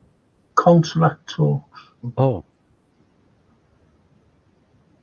I would be worried about it I'll start off by saying I'd be worried about it if Virgil was worried about it. I'd be worried about it if like Trent was worried about it. I'd be worried about it if the players were worried about it. Then I'd be worried about it, because then that means that it's at least not even an option. Like I said, they haven't been approached possibly, or there's no talks or any of the likes, or they just don't see them coming to some understanding with a contract. But because Virgil has come out and said that he's not worried about it, it'll work itself out. Because Mohamed Salah has come out and physically said that this is his last year, and then immediately after there's reports that Hughes is going to meet with his people, and they're going to start talking and getting things worked out or figure out what they need to do for the future. Those are reasons why I'm not necessarily I'm not as anxious about the contracts, but I would like to see them get done. I'm not going to say that I wouldn't like to see them get done. And obviously January is, before we know it, January will be here. And then that gets into a problem, because then teams can start talking to them and trying to put sweet nothings in their ear, So I don't want that to happen. I would like to see us get it handled, and maybe, hey, out there, maybe we get a Christmas present of, for those that celebrate Christmas, and it's 3 contracts, 3 extensions on 3 of our favorite players, 3 of some of our favorite players. Well, they're the spine, to be honest. That's the spine of the team. Yeah. And I want them sorted. But they will get sorted. I'll tell you for why. One good reason. And you'll all agree with this. You'll all agree. They do not want to see Virgil, Mo, or Trent go next summer on a free.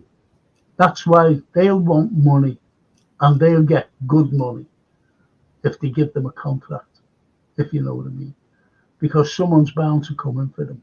Someone, especially Trent, by the way, especially Trent, they will come in for them. Especially Real, because Real love Trent Arnold. They really love him. And yeah, but the way we've sort of done business over the years, we've let a lot of guys go on a free.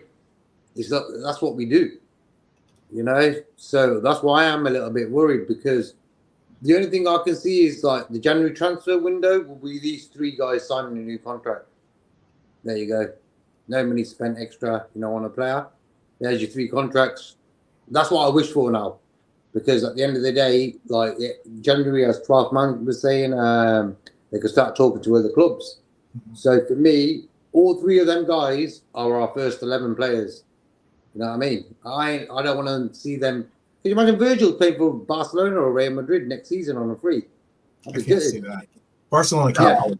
But That's I'm why just they- saying, Bayern Munich, whoever Bayern Munich like, different takes story. it. Bayern Munich different story. That's But why I they're don't want to going. see him play for anyone else but us. That's why they're going to get contracts. There's no way they can go on free.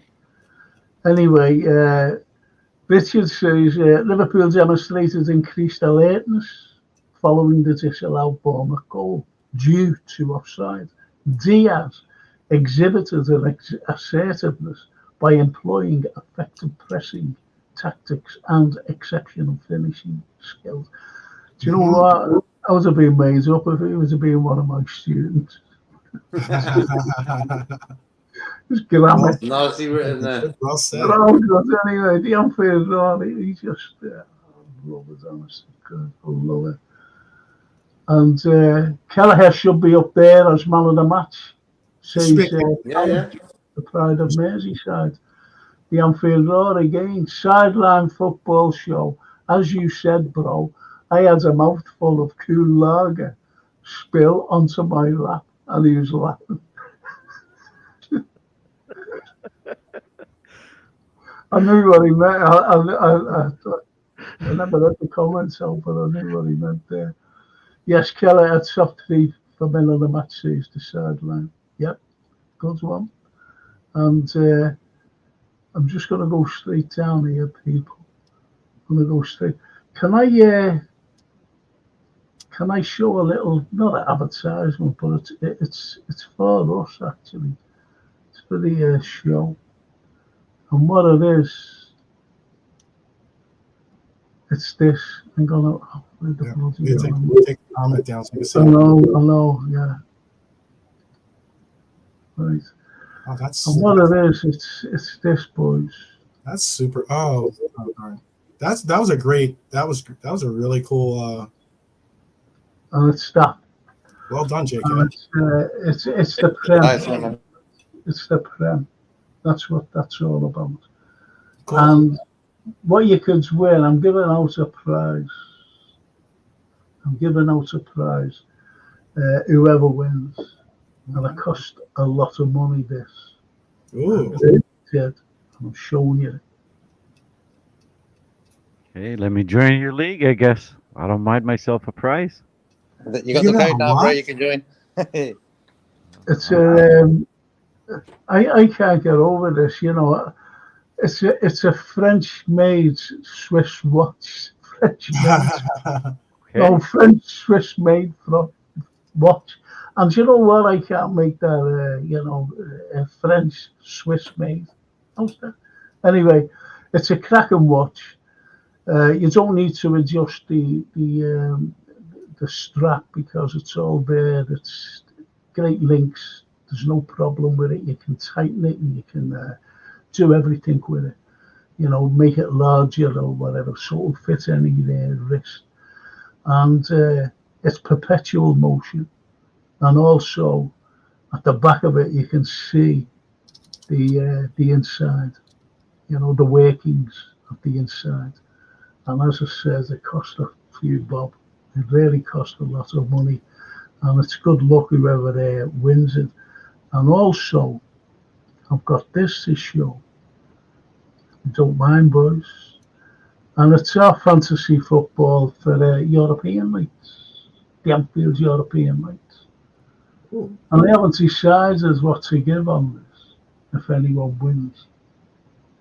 If anyone wins it. I haven't decided. Maybe give them get a ladies French Swiss made watch or something. Yeah, I mean, or a clock. They could have the pair. You could have the men's and the women's. You know. There you Do you know the first time I met you, Liverpool Swell? Right. What has happened was you mentioned some lady just out of the blue. Uh-huh. Lippo or something like that. Dua. Right. Yeah. Oh, listen to this. My future wife. Yeah. Yes. Well, I thought you were getting Future married. first wife, I should say. That's nice. You know, I just left it all. You know, just left that. And my daughter said to me, Dad, and this is only today. She said, Right. Dad, Sophia, that's my 12-year-old granddaughter. She said, will you buy tickets, for that girl? I said, Yeah. what is she? She said, singer. I said, oh, Yeah. go ahead. And I was thinking of you. So I'm buying the tickets for, my granddaughter who actually loves it. So Yeah. that's all, So I wanted to say, so I thought it was rather. I still got some work to do. I believe she might be an Arsenal fan, so I still got some work to do to bring her over to the right side of being a proper. Yeah, why not? She was raised in an Arsenal family, so how about that? At least. But isn't it amazing? You mentioned, I thought you were marrying this girl. I didn't even know who she was. I absolutely am. Keep that in the universe. And there's me. I didn't even know. My granddaughter loves it apparently, and she loves most salad. No salad. That's funny. Should have seen her, when she was a little bit younger, and her mother said to my daughter, she said, "Tell your granddad, who's your favourite player?" And she said, "Mo Salad." And I went, "Oh, Mo Salad." And she said, "Sing the song for your granddad." And she started singing, Mo Salad, running down the wing. That's hilarious. She's listening and she'd kill me now because she said, "I don't say Mo Salad anymore." That's lovely. I just, this is what our football's all about, isn't it? And the Anfield Road series, I agree, Pride of Merseyside definitely needs Zubamendi and Sel Curtis and Endo to make room. Right, I'm going straight to you, sideline on that. I've got to go on. Sorry, mate. Well, Anfield Brower, what can I say, man? I wish I could give you that job, to take care of the transfer business for us at Liverpool. They'll be one of the best choices, I think. But if we gonna sell Curtis and Endo, we should get two midfielders, maybe one on the younger side and one on the experienced side, because you already have really strong three midfielders currently: Gravenberch, McAllister, and Soboslai. If you have too many high quality players, who are you gonna sit on the bench, right? Like it'll be a tough battle to play them all, keep them all happy, right? Like professional players, they like to play more, but I would say we need a high quality midfielder in for the team to be a good addition, and any other addition on top of that potentially would be someone younger. Maybe by end of the season we'll get Stefan back, Clark. They will finish strong with Salzburg, I guess. Well, he's playing brilliantly. Apparently, the news is coming out. Batatic, he's playing brilliant. Yeah.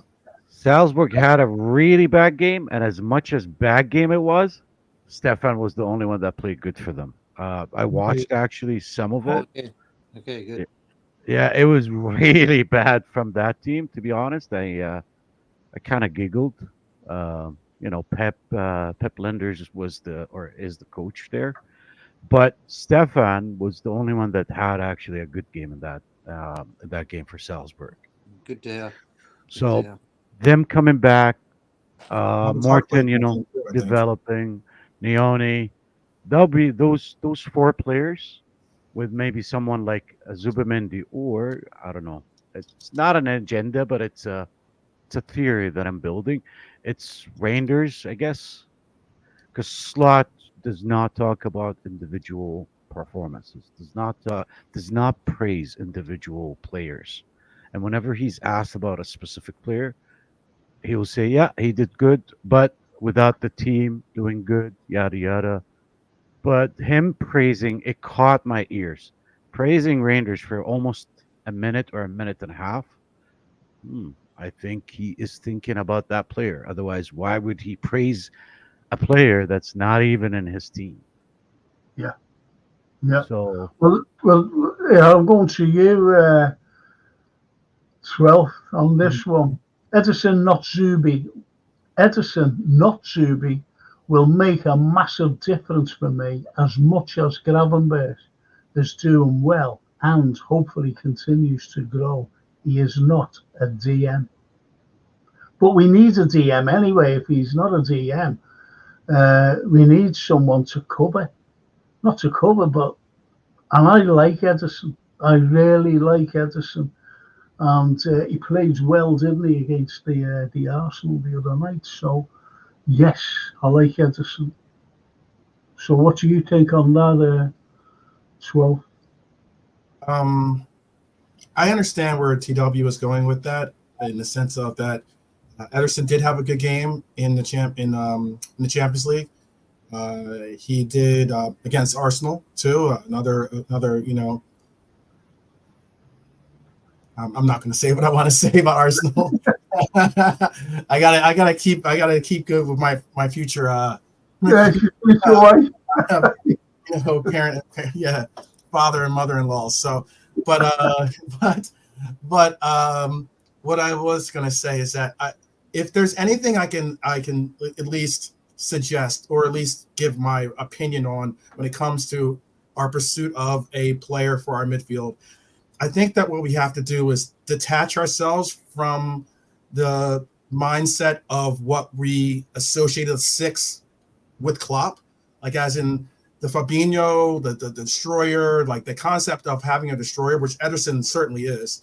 Um, Having that kind of player is a phenomenal thing. As in, like, it's not that I don't value destroyers as a player, but I just don't think that this, with a pivot and the way that we are orchestrated in this formation with this team, it's not calling for that type of six. I think that is something I've been saying a lot about is maybe sliding doors are an incredible thing. And sometimes sliding doors can create things that you didn't expect, maybe didn't have any aspect of would be what you're witnessing. But this sliding door of us not getting Zubamendi, this sliding door of Gravenberch getting an extended run at the six without any pressure technically to have someone take over his position, this sliding door where we do have an option of a quote unquote destroyer, but it's still not the destroyer that it's not the direction that we want to go.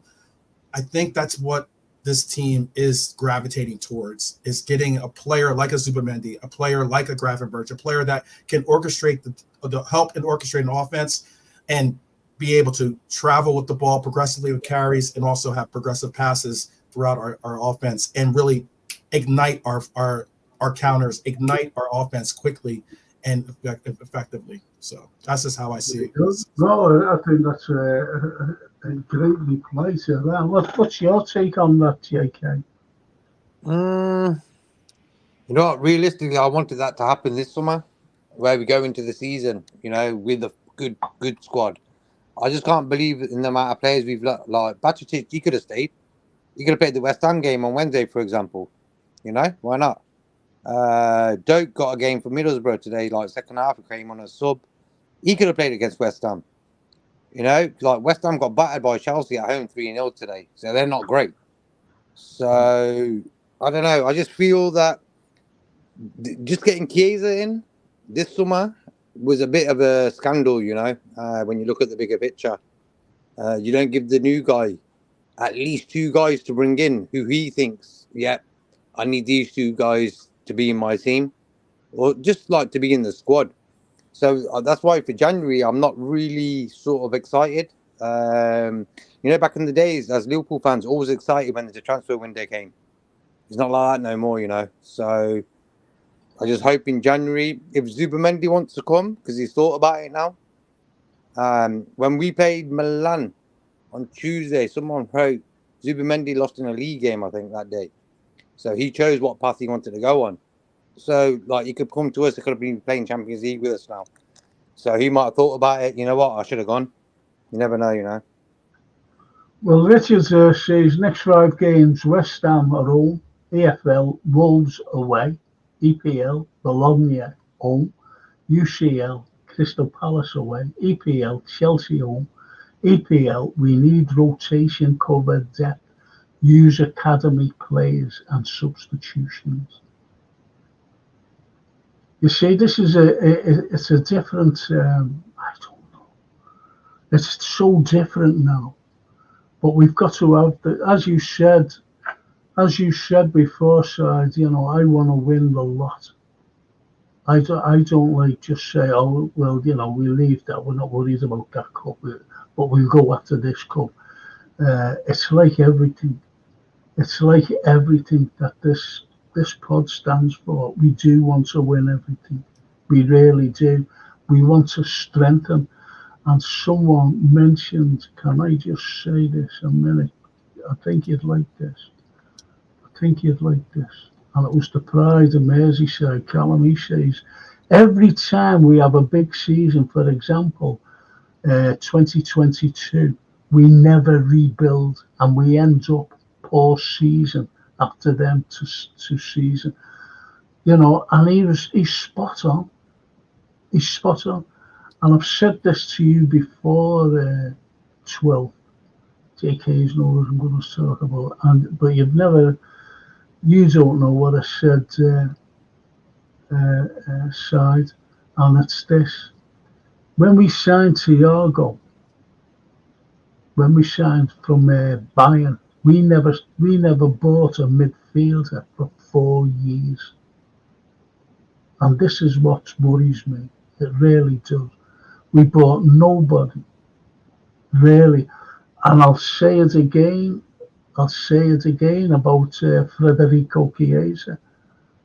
We bought him as an appeasement for the fans because everyone was kicking off. Why haven't we bought anybody to strengthen the side? And I don't think, I know that he was bought on appeasement. That's my opinion. That is the Anfield Roar is his breakdown. Let me just go through some of these, please.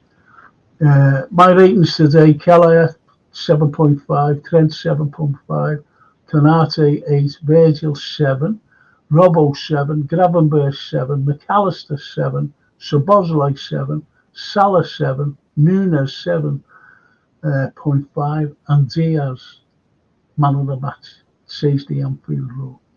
That's it. Richard Hutchinson, he says Kelleher 8.5, Trent 7, Konate 8.5, Virgil 7.5, Robertson 7.5, Gravenberch 8, McAllister 8.5, Salah 7.5, Szoboszlai 6.5, Diaz 9, Nunes 7.5, and the subs Jones 6.5, Chiesa 6.5, and Gakpo all the same. I think that's good, taking the time, writing them out and everything. Oh, there's my old mate. Mm-hmm. Norman. His name's Norman, Side, just in case, His name's Norman. He likes to be called Dan, No, he doesn't. It's his wife's thing. Yeah. Okay, you got me. No, that's You got me there. his wife's side. Yeah. Oh, yeah, Frankens all. Having been a match, I was delighted with the result. Just a side note, White Christie was not sent off for high feet That's what you mentioned before. I think it's you, 12. Mhm. I feature us as only when Liverpool player does it, it's a red. That's Yeah. a cracking comment. And I'll go to you, 12. What do you think of that? Yeah, I'll answer. I do have to leave after this answer, but I will say that I agree. You know what the problem is that often when you have games, especially in the Premier League, a lot of players, a lot of people say that referees don't like to give cards early. They'll call fouls, they'll call very questionable calls that should have been possible cards as just normal fouls, and because they don't want to start the game off with a red card in the first 30 seconds or something like that. But I always say to myself, hey, if it's a red card in the 78th or 85th minute, why isn't it a red card in the first minute? What is the difference between what period of the game it is? If it's a red card foul, it's a red card foul. And I agree with Norm completely. That was a reckless challenge today, and it should have been and could have been a worse call than it was. But it just Yeah. wasn't. Well, it brought back the memory of McAllister against Man City. Absolutely. That's a penalty as well. Absolutely. Nothing. Or Cody Hackbo. Cody Hackbo he literally had cleat marks on his chest. That's how bad it was. It's shocking the way some. What do you think of that side? I'm sorry, Frank. I was gonna say I do have to go, but I was gonna say thank you though for allowing for me to be on the panel today. Always Great having you, the warm camaraderie that we show and have on this channel, because Liverpool legend Frank, and definitely appreciate you Sideline, appreciate you JK, you're legends in your own right, and Cheers, so bro. are you in the chat as well. Big up to each and every one of you each and every time. Appreciate you. Up the Reds, and let's keep the vibes going. How about that? Let's keep the vibes. See you soon, 12. You're a good man. Everyone. Big up, 12, man. Big up, Big up. 12, man. I'll put his link in the chat. Invite me to wedding. I got you. Yeah, I got we'll you. meet at the wedding, You can bring your daughter too. How about that? That could be your plus one. Your granddaughter. Excuse me, your granddaughter. Okay. Take care. Take care, guys. Take care, man. He's nice, isn't he? Yeah, I'll put his link in the chat. He'll be doing the show later as well, so you can join him. No, we'll go back to that. Yeah. So what do you think about that size? Do you think that he should have been sent off? And as the 12 said, I've always said there's 90 minutes in a game. 90 minutes, no matter what you do. Do you ever remember the ref in the Champions League final against Spurs?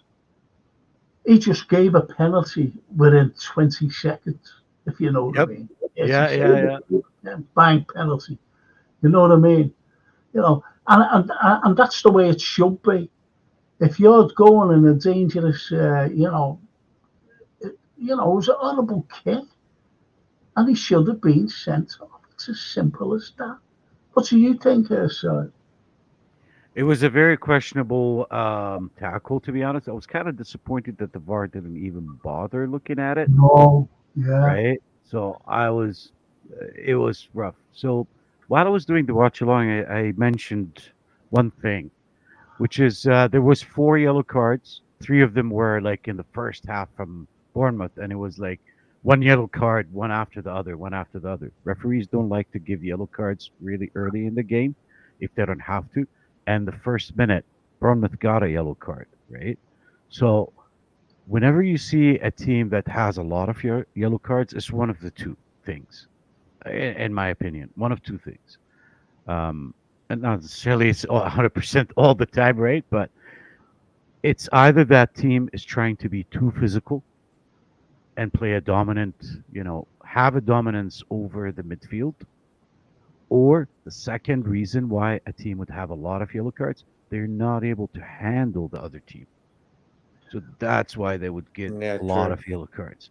And it was a combination of both for Bournemouth, but it was more towards they were not able to handle our players. We have elite players on the team. The first 11 is most of them are in elite levels on their in their own positions, right? Even the lowest ones, that least performing one in their position, you can put them in top 5 in the Premier League in any conversation, right? So our players are too much to be handled, and that's why you see a lot of yellow cards from the other teams. Um, in my teenage, I played a few professional football games. God bless my father; he didn't want me to play, but anyway, the first position that I played as a professional footballer was a DM, and I'm not a great DM, not at all. I end up being a winger and a cam. But anyway, Yeah. the first position I ever played was a DM. I was Uh-huh. like freaking 16 years old, and the youngest in the whole freaking stadium, not just in the field. And I swear to God, I was a little bit nervous and scared because people are tall. I'm not a tall guy. I'm really average, right? I'm 5'10". And the coach, I remember him saying this to me: "Listen, boy, you're gonna go in and you're gonna be a DM. I want you to get a yellow card, but choose the moment that you're gonna get the yellow card. Make sure that yellow card counts. And don't get Mm. it right away." Yeah. I will never forget that for the rest of my life. Mad. Yeah. You And know, players do get away. They think if they've done it once and got away with it, they think they can do it again and get away with it. And that's wrong. And as you said about VAR, they should have got involved with that. They definitely should have got involved. I think it's wrong. I really do. And as Norman says, we won great, but imagine hadn't. That was a red by law. Arsenal got away with the one last week also. Pisses me off. I Bless think me. it pisses everybody off. I really do. I really do. Now there's the pin for the fantasy there. That's our fantasy. This is for the Prem, and we've got the one for. I'll just show you what you can win, lads and girls. I always forget to take them on. Here's what you can win.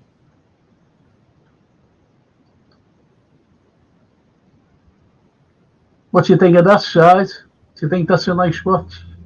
it's a beautiful one. I bet you my father, he has a thing for watches. He probably have like 10 of them.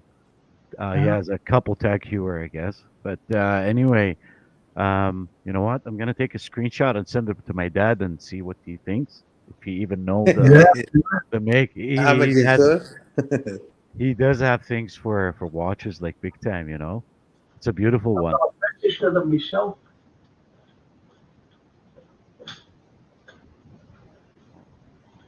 Sorry, I'm just gonna take a screenshot for it. Don't take it down yet, please. There we go. Got a screenshot. There you go. What make is that watch actually? Yeah. I can't really see it. No, for me it's blurry, and I think I need to start wearing my glasses.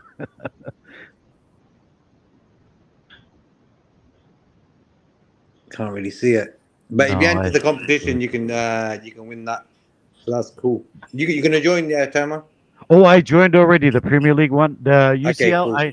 I never played it or did it, but Uh-huh. because the Premier League, I kind of do it. I not full time, but I just joined your league. Oh, nice, nice. Hang on. Get us a close up You need a for the close up on camera. that. Yeah, Yeah. Oh, yeah. actually, looks better now than it did It on the is picture. look better, man, than the picture. The picture Okay, don't do it justice, Frank. do the whole video on you. Do the whole video on you, like the stream. I mean, Yeah. There, 1 second. hang I on. do. yeah. 1 second. It's very hard. It's dead awkward. Oh dear. Yeah. There it is. That's the inside. See, and Oh, that's the face itself. And it's self-winding, by the way. It's self-winding. That's why it's not going now. It's self-winding. It's perpetual motion. So what do you think of that? Oh, Size. beautiful. Looks better than the picture, actually. And if you look at the strap, Yeah, the strap is one of these unusual ones because you've got the link there. You know, blimey, there you've got the link, yeah. and there's your little holes here, you know, to put it in. So you don't need to change the strap, you know, to suit you. You don't have to take links out or anything. So it's one of those straps where it'll fit any wrist, and that's the prize. I've got a fetish for watches myself. I had a burglary once, and all my watches went except the one that I was wearing because I was at work. You see, I was lecturing, and what got me really was the one my mother bought me when I graduated, and I only wore it 4 times, and that was a Tagore when they first came out. You know, people were buying them. Anyway, she bought me that, and that was burgled. So it's just sad, you know, that she's dead now, my mum, you know, and it's just sad that something like that goes. Rest in peace. It is, you know, but it's just one of those things, and it happens. It's life. It's life. And Colin Dykes, he played like a salad today. God, I I do. love that, lads. I love Yeah. them. And Richard says, we require a diverse selection of watches for the recipient winner, crafted by the renowned Swiss watchmaking industry men, women, and non-binary individuals with the LGBTQ community. Told you they're all intellectual, aren't they? Our lads on here. You know? Big up, Richard. Even you don't like me, but big up to you, man. That lovely is great, though. They're all great, every single one of them. And he says, you know, he's a really nice. Hi, everyone. How are you all doing? Many Nice, thanks nice. and never walk alone. And Norman Virgil, incredible 12th. Richard Hutchinson again at the Anfield Road. He's laughing his little head off. Now, here's something, boys, and we've never really mentioned about Bobby Clark and being sold. What do you think of that side? You know, did you like Bobby Clark, by the way? I really liked Bobby Clark, and he didn't go to Leipzig. I think Richard corrected himself Yeah, down. yeah, It's Salzburg, not Leipzig. yeah. I do rate him high. I would love it. You know, I kind of wanted Bobby Clark to go for a loan, and he went for a loan. He was not sold. He was loaned out. Isn't that right? No, I'm sold. No, I think he was loaned out. Isn't that right? The one that was sold, it was Sepp Cavallo was and sold. Yeah, Cavalier was Carvalho, sold. I Van think Clark they der. went got for 10 10. million. I think they got 10 million for him side. Yeah, Salzburg. Yeah, 10 million, Bobby Clark. Yep. 10 million. They Sold, sold him. not loaned out. Yeah. I No, liked he's him. not loaned out. He's not loaned out now. I thought it was Timo. loaned out. No. Yeah, Shit, no. Because where I found Bajicic went there on loan. Clark, we sold to them. So, seriously. It's sad. And I the thought he was Anfield, loaned out. Seriously, I'm serious. I thought he was loaned out. no, it's that moment that this Billy, whatever his bloody name is. You know, the goalie, he's loaned out. We bought him and he's loaned out. And the Anfield, I'd like this with our midfield depth starter. Szoboszlai, McAllister, Zubamendi. Then cover would be Elliott, Gravenberch, Batic. Now, that would be ideal for me. What about you, JK, on that?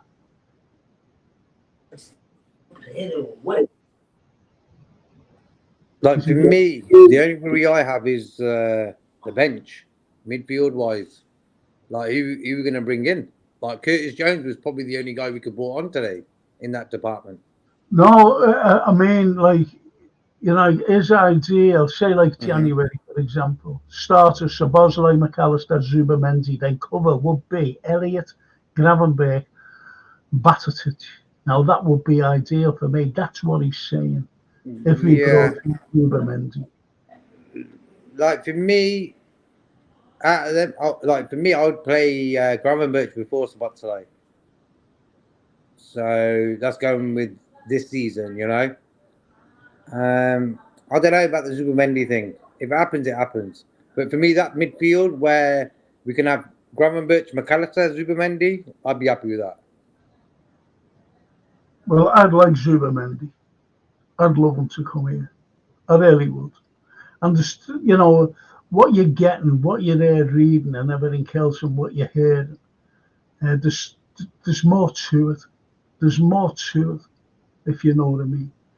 And as I said, if we were to give the money instead of messing about with negotiations, and installments, we would have been playing today. It's as simple as that. It's as simple as that. But anyway, Richard Hutchinson says, Mamardashvili, Vili, loaned back to Valencia, and Chiesa was purchased because Barcelona doesn't have the money to spend. We need a squad depth, reinforcements and rotation. FSG need to have more ambition. Simple. Simple as that. I think that's a very good comment. What do you think of the comments tonight, by the way, Side? What do you think of the comments? The comments are awesome. Like I'm really enjoying, being in the stream and with you guys, with everybody who's watching. They're very engaging, very positive, respectful as well. I really like that. And see, I probably said this in other streams. I don't spend a lot of energy on FSG in or FSG out, but they do lack the ambition when it comes to their decisions, to their sport decisions. Their business decisions are phenomenal for themselves. They're making a lot of money for themselves. But me, they're not making me the money, right? I care about Liverpool Football Club. I care about the players that are on the field and outside on the bench, right? And some of their decisions are affecting that, unfortunately. They do need to make better decisions. They want to keep this, they want to make more money, right? They got to spend some. So you got to spend some money to make money. I hope they spend money to get a midfielder, a left back. Those positions we really need to.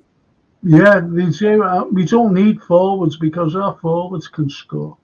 Yeah, they can score. Yeah, midfield, defence, that's it. We can go on then. If we're still up there come Christmas and come the January sales, window, we could buy, but buy quality. I don't want any bargain basement stuff. What Richard Hughes said, and I'm going back at the start of the season, during the window, and he said opportunistic. That's what he said, and I didn't like that comment simply because this was opportunistic for Chiesa, Federico Chiesa. It was opportunistic for him, and we got him. And I still say to this day, right now, he was an appeasement for the fans because we were buying no one. And he said, we got to there. It's like the Bobby Clark money. I'm really disappointed, yeah. I'm disappointed in that Bobby Clark. I thought he was loaned out. No. Shit. Sorry, excuse my language. No. Sorry. Yeah, no, I swear to God, for me, I guess I'm wrong, but thank you. I've learned something here today. I thought Bobby Clark was out on loan along That's with what the shock, Stefan. isn't it? I'm shocked now because for me, like Anne was saying that Yeah, Gravenberch, no, yeah, Vieira, or a Yaya Toure even yeah, for Gravenberch. Bobby yeah, Clark for me is the next McAllister. He gives me yeah. a McAllister vibe. Cracking little player. He's the next McAllister for me, right?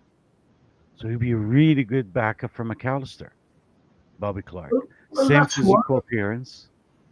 Well, that's He's why Pep Linders wanted him because he's worked for him. He worked for him since he was a kid. Younger than what he is. Obviously, from like 7 or 8, he's worked for him, and this is what we get now. Unfortunately, he's gone. And the Anfield Roar says VAR stands for very against the Reds.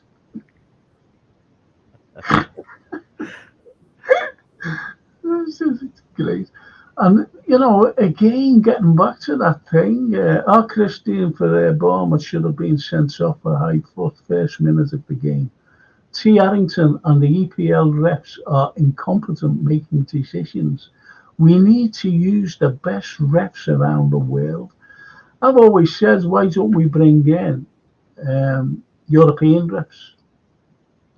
Because by far they are the best. They are the best. I hope we do, but I don't think they will do it. I agree with you, but I don't think they will do it. No, No. no. And see, other And countries, they're doing it, you know? Other countries are doing it. They're bringing refs from other countries. because they've got No biased. no bias whatsoever. And I think the top notch. When you see European games, they are the top notch, and they stand no messing. By the way, they stand no messing. I think Diaz, says Norman. I think Diaz is becoming the player we all knew he could be. When he first came, brilliant. Then declines, of course. Understand his father ordeal. Yeah, understandable that. But he lacked end product. He was the nearly man. And I know that Norman's always calls him the nearly man, always because of his end product. But it's been proven this season now. And he's scoring freely. He's scoring freely. And I'm made up. And that's a great comment, by the way. And whereabouts in Canada do you live, by the way? Oh, I got a funny answer for that. I'm in the middle of nowhere and in the middle of Canada. So It's a I've, city. Sorry, go ahead. I've got a friend over there, right? And Nice. I used to do a radio show with him. And he said to me, how would you like to come over? And I said, yeah, sure, great. He said, okay. And he said, would you like to come at Christmas? Because I'm on my own, you see. I said, yeah, sure. This is around the November, the end of November. He said, this is great. And he's from Liverpool, by the way. But he made his life over there in Canada. Nice. A place called Paris Sound, right? So anyway, It's a big country, you know. It's a big yeah, country. yeah. But Uh, I thought that was the name of his studio because he's in a band. He's a musician as nice. well. Anyway, I thought Paris Sounds was the name of his studio, but in fact, it's a place in Canada. It's in Ontario, is it? Yeah, it Anyway, sounds like an Ontario town. yeah. Yeah, But yeah. get on to No. this. He Yeah, sent me no, a the city was is called Regina. It's actually named after Queen yeah, yeah, late Queen Elizabeth. yeah. So the nickname of the city is actually Queen City. Queen City. That's what Oh, they call it. right. It's Queen City because it's named out of that's her second name, I guess. Yeah. The Virgin Is Queen. Yeah, Elizabeth Regina. that's Regina, isn't it? Which is the Virgin Queen, to be honest. Yeah, The Virgin Queen. I do a lecture about Elizabeth the First. I do a 3-hour lecture. Yeah, I think it was the Elizabeth. and she's a man. She Mm-hmm. was a man. That's it. She was a man. That's another topic. That's another show. You know what I mean? Yeah, yeah. Um, so I don't have to leave, bro. It's great having you on.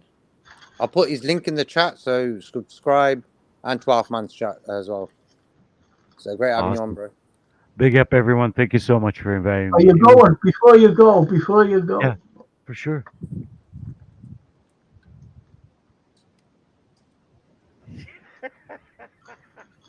so you can tell that to all your Canadian family and friends and some guy Such a over there. legend, such a Such a legend.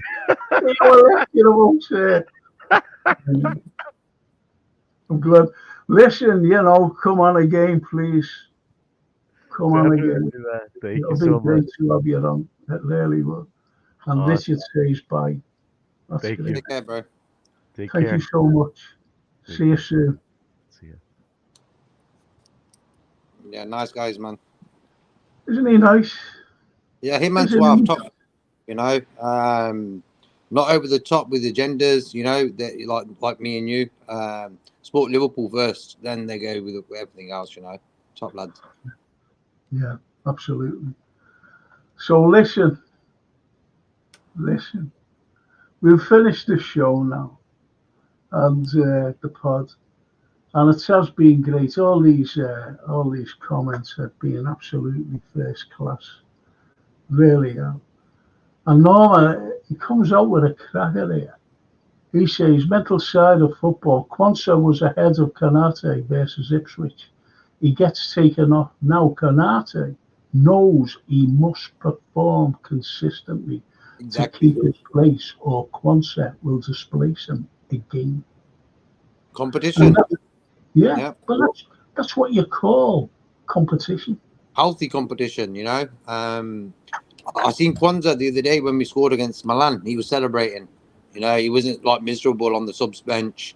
He was actually celebrating, so that was good to see. I think it was sort of gutted in that first game against Ipswich, where he came off at half time. You know what I mean? I would have been as well.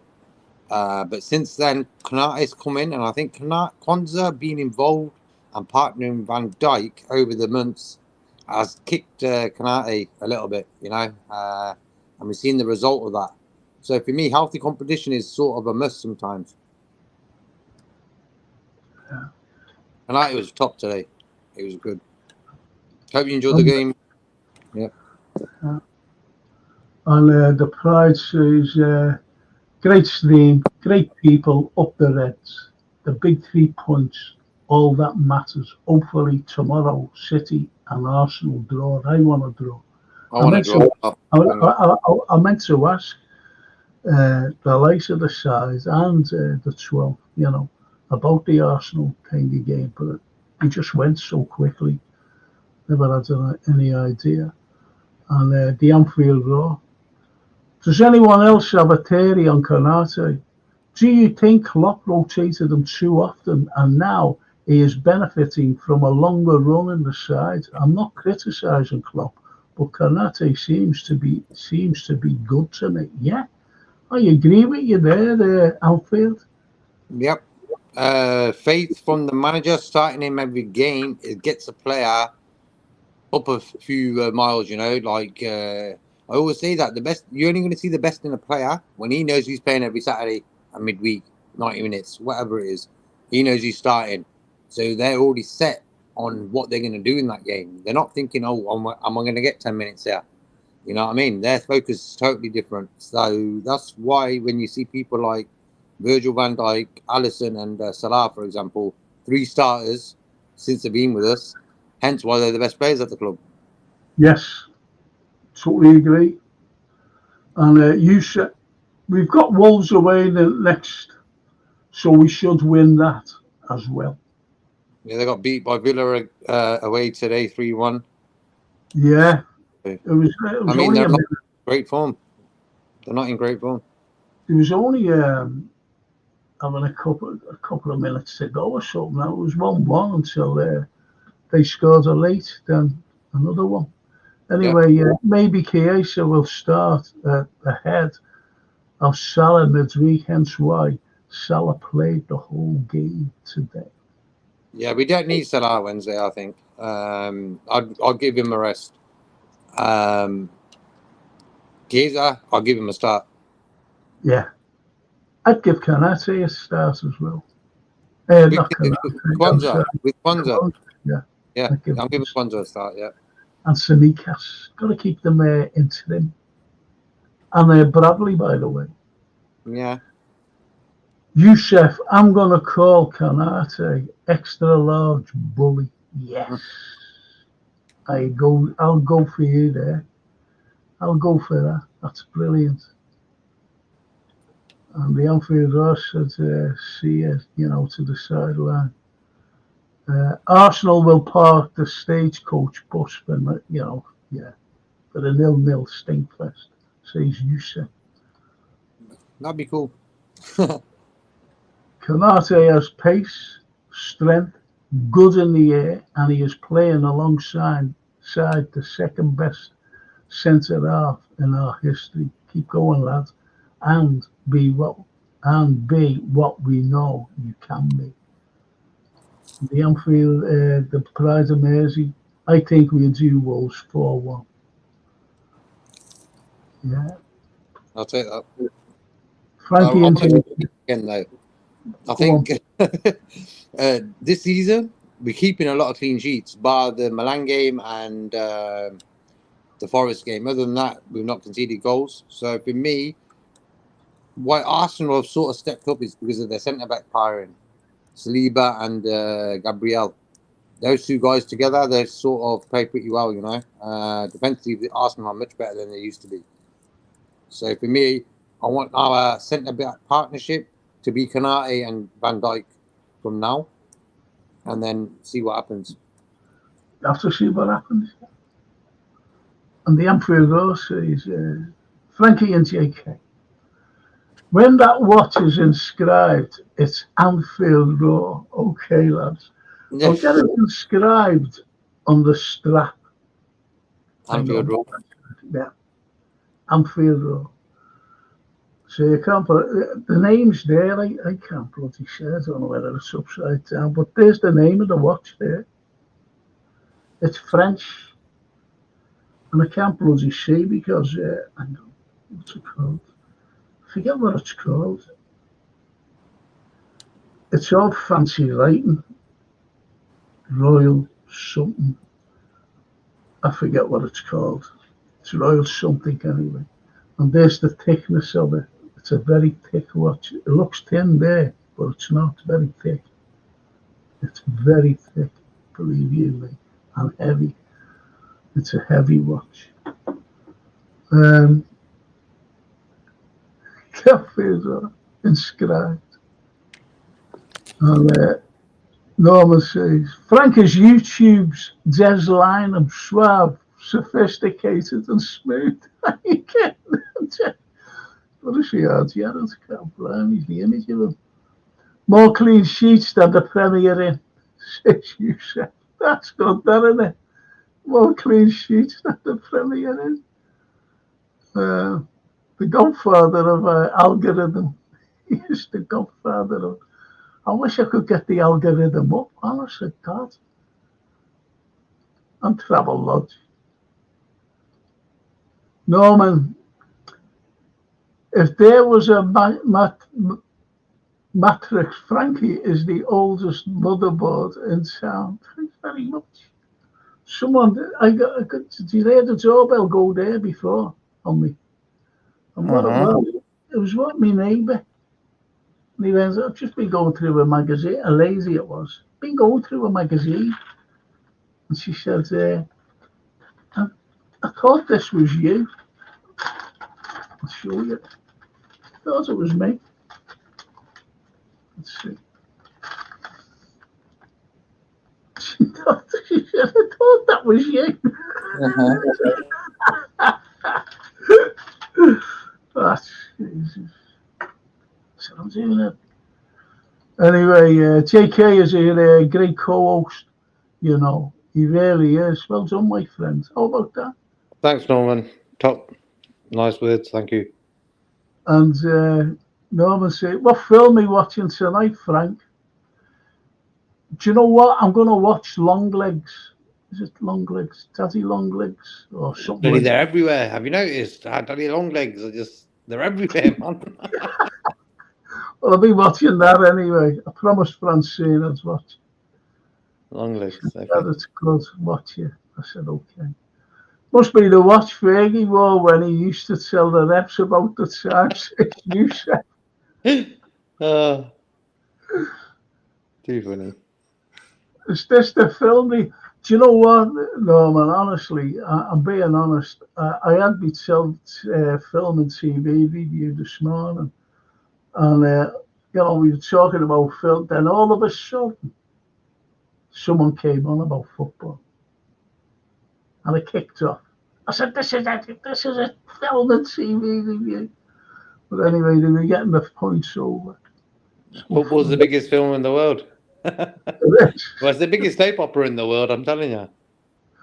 And there was someone, I forget who it was. He tried to, he went like that.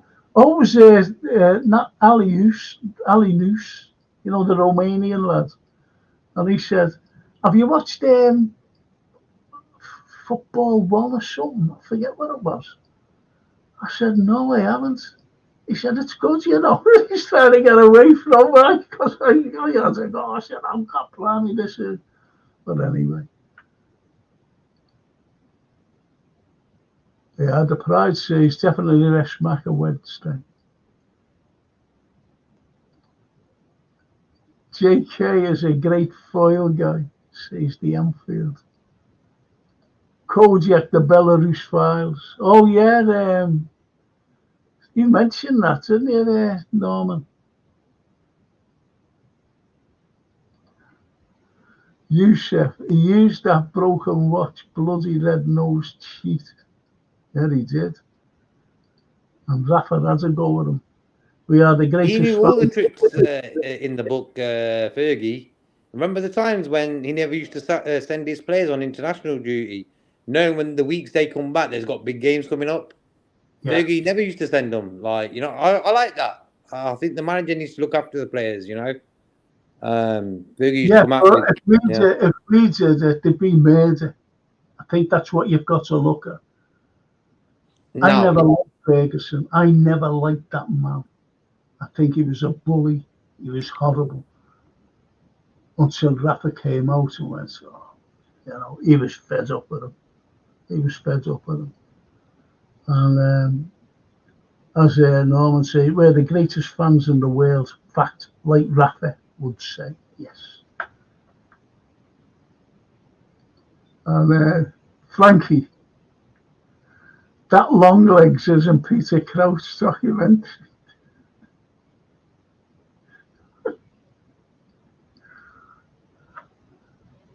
Frank and JK, the Batman and Robin of YouTube. And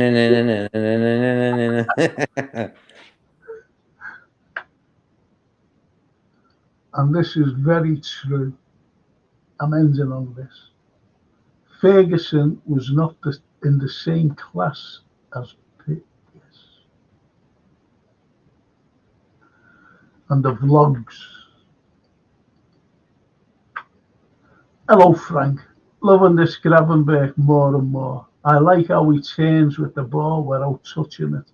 Lets the ball do the work and then drives down the pitch. Cracking comment.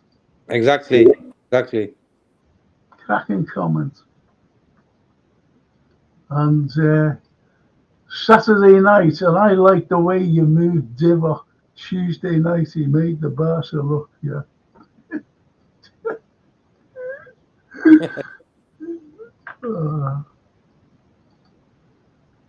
Great show, gents, says Norman. And thank you. No, thank you all. It's been great tonight. We had the 12th man on and we had the sideline as well. He's a very good lad. He's really good. And I forgot to tell him why I never went over to Canada. He was going. And what it was, this friend of mine, he sent a video. He said, "Look what I found in my garden. You know, this backyard, as they call it." And there were 3 bears diving into the bins, and he wanted me to go over there. I went, "I'm not going there." So I told him, I said, "I'm not going there." He said, "Are they hibernate?" I said, "I don't give a toss if they hibernate. They could go on an old hibernate." So I never went. I'm a coward that way. And the vlogs. Glad Nunes took his chance today with a goal will only help his confidence for him, Roland. He got very emotional, didn't he? He really got emotional when he scored. Did you notice that? Yeah. But it's And the good. outfit, go on. It's like, see, for me with the Darwin topic, on Thursday show, yesterday I thought, you know what, we've got to start Darwin sometime soon. Because like he's been in the wilderness since the end of last season and the start of this season, you know what I mean? So for him to start today, he must have been boosted. He must have known yesterday he's starting. Yeah. So he looked mentally ready to play. Have you noticed like his all-round team play is better in the last, like at that time he was playing real good, and then the end of last season and today's game as well. He got the ball, turned, passed to Diaz, passed to Salah, and that's what normally a number 9 actually does. Feeds your wingers, gets the ball, turns, passes it out wide, gets in the box. Yeah, he held it up. He held it up great. Yeah, He so it was really good to did. see that. And I think he went out to prove what he can do. And that was a super goal. It really was. A cracking goal. And the Anfield says, Norman, that Fergie wasn't a touch on Paisley 11 years ago. And I'm so pleased this precious club has collapsed. Chiesa scored a lovely goal, 2-2. Shame it was offside. He never scored, did he? Did the post? He hit the post, didn't he? Yeah. Yeah. And as the pride says, Vlogsy at the post.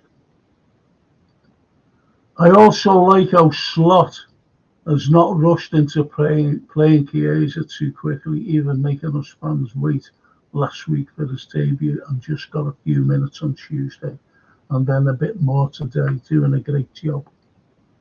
No, true. And Fergie is a bully, was a bully. Paisley at Gentry was a genius. Ray Kennedy, he turned into world-class midfielder. Absolutely. Absolutely calm. But great day boxing night tonight. Great day boxing tonight.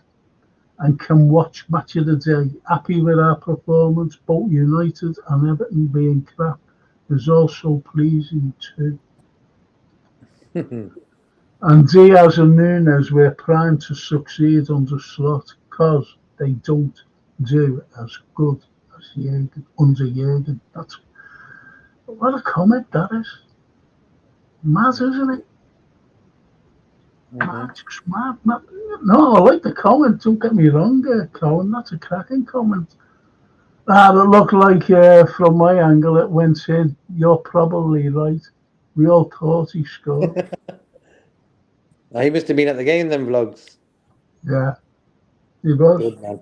Good to see Liverpool fans who go to the games come on the show. It's top. Yeah. Let you both go now. Night, gents, says Norman. Peace, Norman. Nice all. Have a good one. Thank you, Anfield. Thank you, Norman, Vlogs, Callum, everybody who's had, a say on the matter. Richard Hutchinson, everybody. Thank you so much. These are all good words, good lads. And so true, Paisley was a giant European Cup season though. And Norman says 12th is live. So it's live now. So like when you finish with this, guys, you can just go over to him. I'll put the link in the chat. You go and check him out. Top lad as well. when you get the Anfield Road there saying, I'm going to go over and say all this again. Bless, bro. Anfield was a top lad. Oh, he is, yeah. Really nice one. Anyway, It's mad. This time last week we were all gutted, shell shocked. Week later we're all laughing. You know, that's what I was on about. Football's the soap opera. well, that's what I said when I turned around and said, you know, the last two games, 6-4, one against. 6-4 and one against. Mm-hmm. Anyway, I'll finish now. Thanks, everybody. Thank you so much for the company. Great comments, absolutely wonderful comments. And we'll see you all next on Tuesday. See Yeah, you all. Tuesday day before the game. Yeah. Yeah. See you all Tuesday. And Sorted. big up, have a good one, lads. You never walk alone. See you. Bless. See you, Callum. Thank you. Yep. See you later, JK. Okay. Sorted, bro.